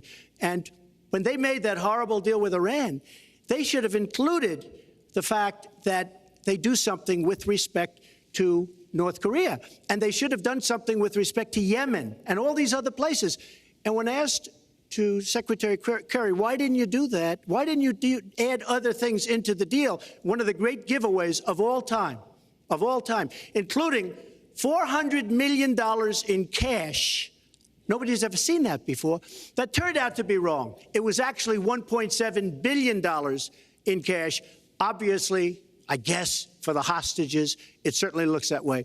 So you say to yourself, why didn't they make the right deal? This is one of the worst deals ever made by any country in history. The deal with Iran will lead to nuclear problems. All they have to do is sit back 10 years, and they don't have to do much, and they're going to end up getting nuclear. I met with Bibi Netanyahu the other day. Believe me, he is not a happy camper. All right. Mrs. Clinton, Secretary Clinton, you have 2 minutes. Let me start by saying words matter. Words matter when you run for president, and they really matter when you are president. And I want to reassure our allies in Japan and South Korea and elsewhere that we have mutual defense treaties and we will honor them. It is essential that America's word be good. And so I know that this campaign has caused some questioning and some worries on the part of many leaders across the globe. I've talked with a number of them. But I want to, on behalf of myself and I think on behalf of a majority of the American people, say that, our word is good. It's also important that we look at the entire global situation. There's no doubt that we have other problems with Iran, but personally, I'd rather deal with the other problems having put that lid on their nuclear program than still to be facing that. And Donald never tells you what he would do. Would he have started a war? Would he have bombed Iran? If he's going to criticize a deal that has been very successful in giving us access to Iranian facilities that we never had before, then he should tell us what his alternative would be. But it's like his plan to defeat ISIS. He says it's a secret plan, but the only secret is that he has no plan. So we need to be more precise in how we talk about these issues. People around the world follow our presidential campaigns so closely, trying to get hints about what we will do. Can they rely on us? Are we going to lead the world with strength and in accordance with our values? That's what I intend to do. I intend to be a leader of our country that people can count on, both here at home and around the world, to make decisions that will further peace and prosperity, but also stand up to bullies, whether they're abroad or at home. We cannot let those who would try to destabilize the world, to interfere with American interests and security, to be given any opportunities at all. Is expired. Lester, one thing I'd like to say. Very quickly. 20 I will seconds, go very please. quickly, but I will tell you that Hillary will tell you to go to her website and read all about how to defeat ISIS, which she could have defeated by never having it, get going in the first place. Right now, it's getting tougher and tougher to defeat them because they're in more and more places, more and more states, more and more nations. Mr. Trump. And it's a big problem. And as far as Japan is concerned, I want to help all of our allies. But we are losing billions and billions of dollars. We cannot be the policeman of the world. We cannot protect countries all over the world where they're not paying us what we need. We have just a few final questions. She doesn't questions say here. that because she's got no business ability. We need heart. We need a lot of things. But you have to have some basic ability. And sadly, she doesn't have that. All of the things that she's talking about could have been taken care of during the last 10 years, let's say, while she had great power. But they weren't taken care of. And if she ever wins this race, they won't be taken care of. Mr. Trump, this year, Secretary Clinton became the first woman nominated for president by a major party. Earlier this month, you said she doesn't have, quote, a presidential look. She's standing here right now. What did you mean by that? She doesn't have the look. She doesn't have the stamina. I said she doesn't have the stamina. And I don't believe she does have the stamina. To be president of this country, you need tremendous stamina. The quote was, I just don't think she has a Wait a minute, Leslie, you asked me a look. question. Did you ask me a question? You have to be able to negotiate our trade deals. You have to be able to negotiate, that's right, with Japan, with Saudi Arabia. I mean, can you imagine we're defending Saudi Arabia, and with all of the money they have, we're defending them and they're not paying? All you have to do is speak to them. Wait, you have so many different things you have to be able to do, and I don't believe that Hillary has the stamina. Let's let her respond. Well, as soon as he travels to 112 countries and negotiates a peace deal, a ceasefire, a release of dissidents, an opening of new opportunities in nations around the world, or even spends 11 hours testifying in front of a congressional committee, he can talk to me about stamina. The world, let me tell you, Hillary has experience, but it's bad experience. We have made so many bad deals during the last, so she's got experience, that I agree, but it's bad experience. Whether it's the Iran deal that you're so in love with, where we gave them $150 billion back, whether it's the Iran deal, whether it's anything you can name, you almost can't name a good deal. I agree. She's got experience, but it's bad experience. And this country can't afford to have another 4 years of that kind of experience. We are at the final question. One thing, Very Lester, quickly, because is, we're at the final question now. he tried to switch from looks to stamina. But this is a man who has called women pigs, slobs, and dogs, and someone who has said pregnancy is an inconvenience to employers, who has said women don't deserve equal pay unless they do as good a job as men. And one of the worst things he said was about a woman in a beauty contest. He loves beauty contests, supporting them and hanging around them. And he called this woman Miss Piggy. Then he called her Miss Housekeeping because she was Latina. Donald, she has a name. Where did you find her this? name Where is did you find Alicia this? Machado. Where did you find and it? she has become a U.S. citizen, and you can bet she's going to vote this November. Okay, good. Let me just tell you. Mr. Trump, we're going to take 10 seconds, and then we're going to have the final question. Hillary is hitting me with tremendous commercials. Some of it said in entertainment. Some of it said somebody who's been very vicious to me, Rosie O'Donnell. I said very tough things to her, and I think everybody would agree that she deserves it, and nobody feels sorry for her. But you want to know the truth?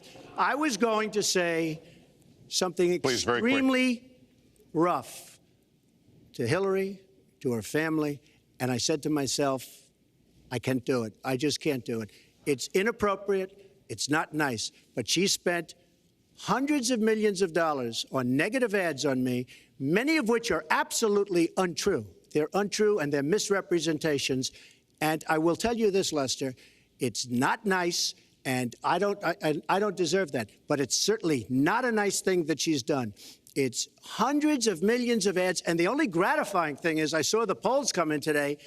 And with all of that money, over $200 million is spent. And I'm either winning or tied. And I've spent practically nothing. One of you will not win this election. So my final question to you tonight, are you willing to accept the outcome as the will of the voters? Secretary Clinton? Well, I support our democracy. And sometimes you win, sometimes you lose. But I certainly will support the outcome of this election. And I know Donald's trying very hard to plant doubts about it, but I hope the people out there understand this election's really up to you. It's not about us so much as it is about you and your families and the kind of country and future you want. So I sure hope you will get out and vote as though your future depended on it, because I think it does. Mr. Trump, very quickly, the same question. Will you accept the outcome as the will of the voters? I want to make America great again. We are a nation that is seriously troubled.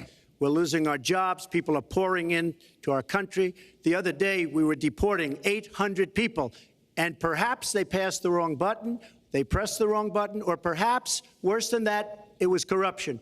But these people that we were going to deport for good reason ended up becoming citizens. And it was 800, and now it turns out it might be 1,800, and they don't even know. Will you accept Look, the outcome here's of the the story. election? I want to make America great again. I'm going to be able to do it. I don't believe Hillary will. The answer is, if she wins, I will absolutely support her. All right. Well, that is going to do it for us. That concludes our debate for this evening. A spirited one. We covered a lot of ground, not everything, as I suspected we would. The next presidential debates are scheduled for October 9th at Washington University in St. Louis and October 19th at the University of Nevada, Las Vegas. The conversation will continue. A reminder, the vice presidential debate is scheduled for October 4th at Longwood University in Farmville, Virginia. My thanks to Hillary Clinton and to Donald Trump and to Hofstra University for hosting us tonight. Good night, everyone.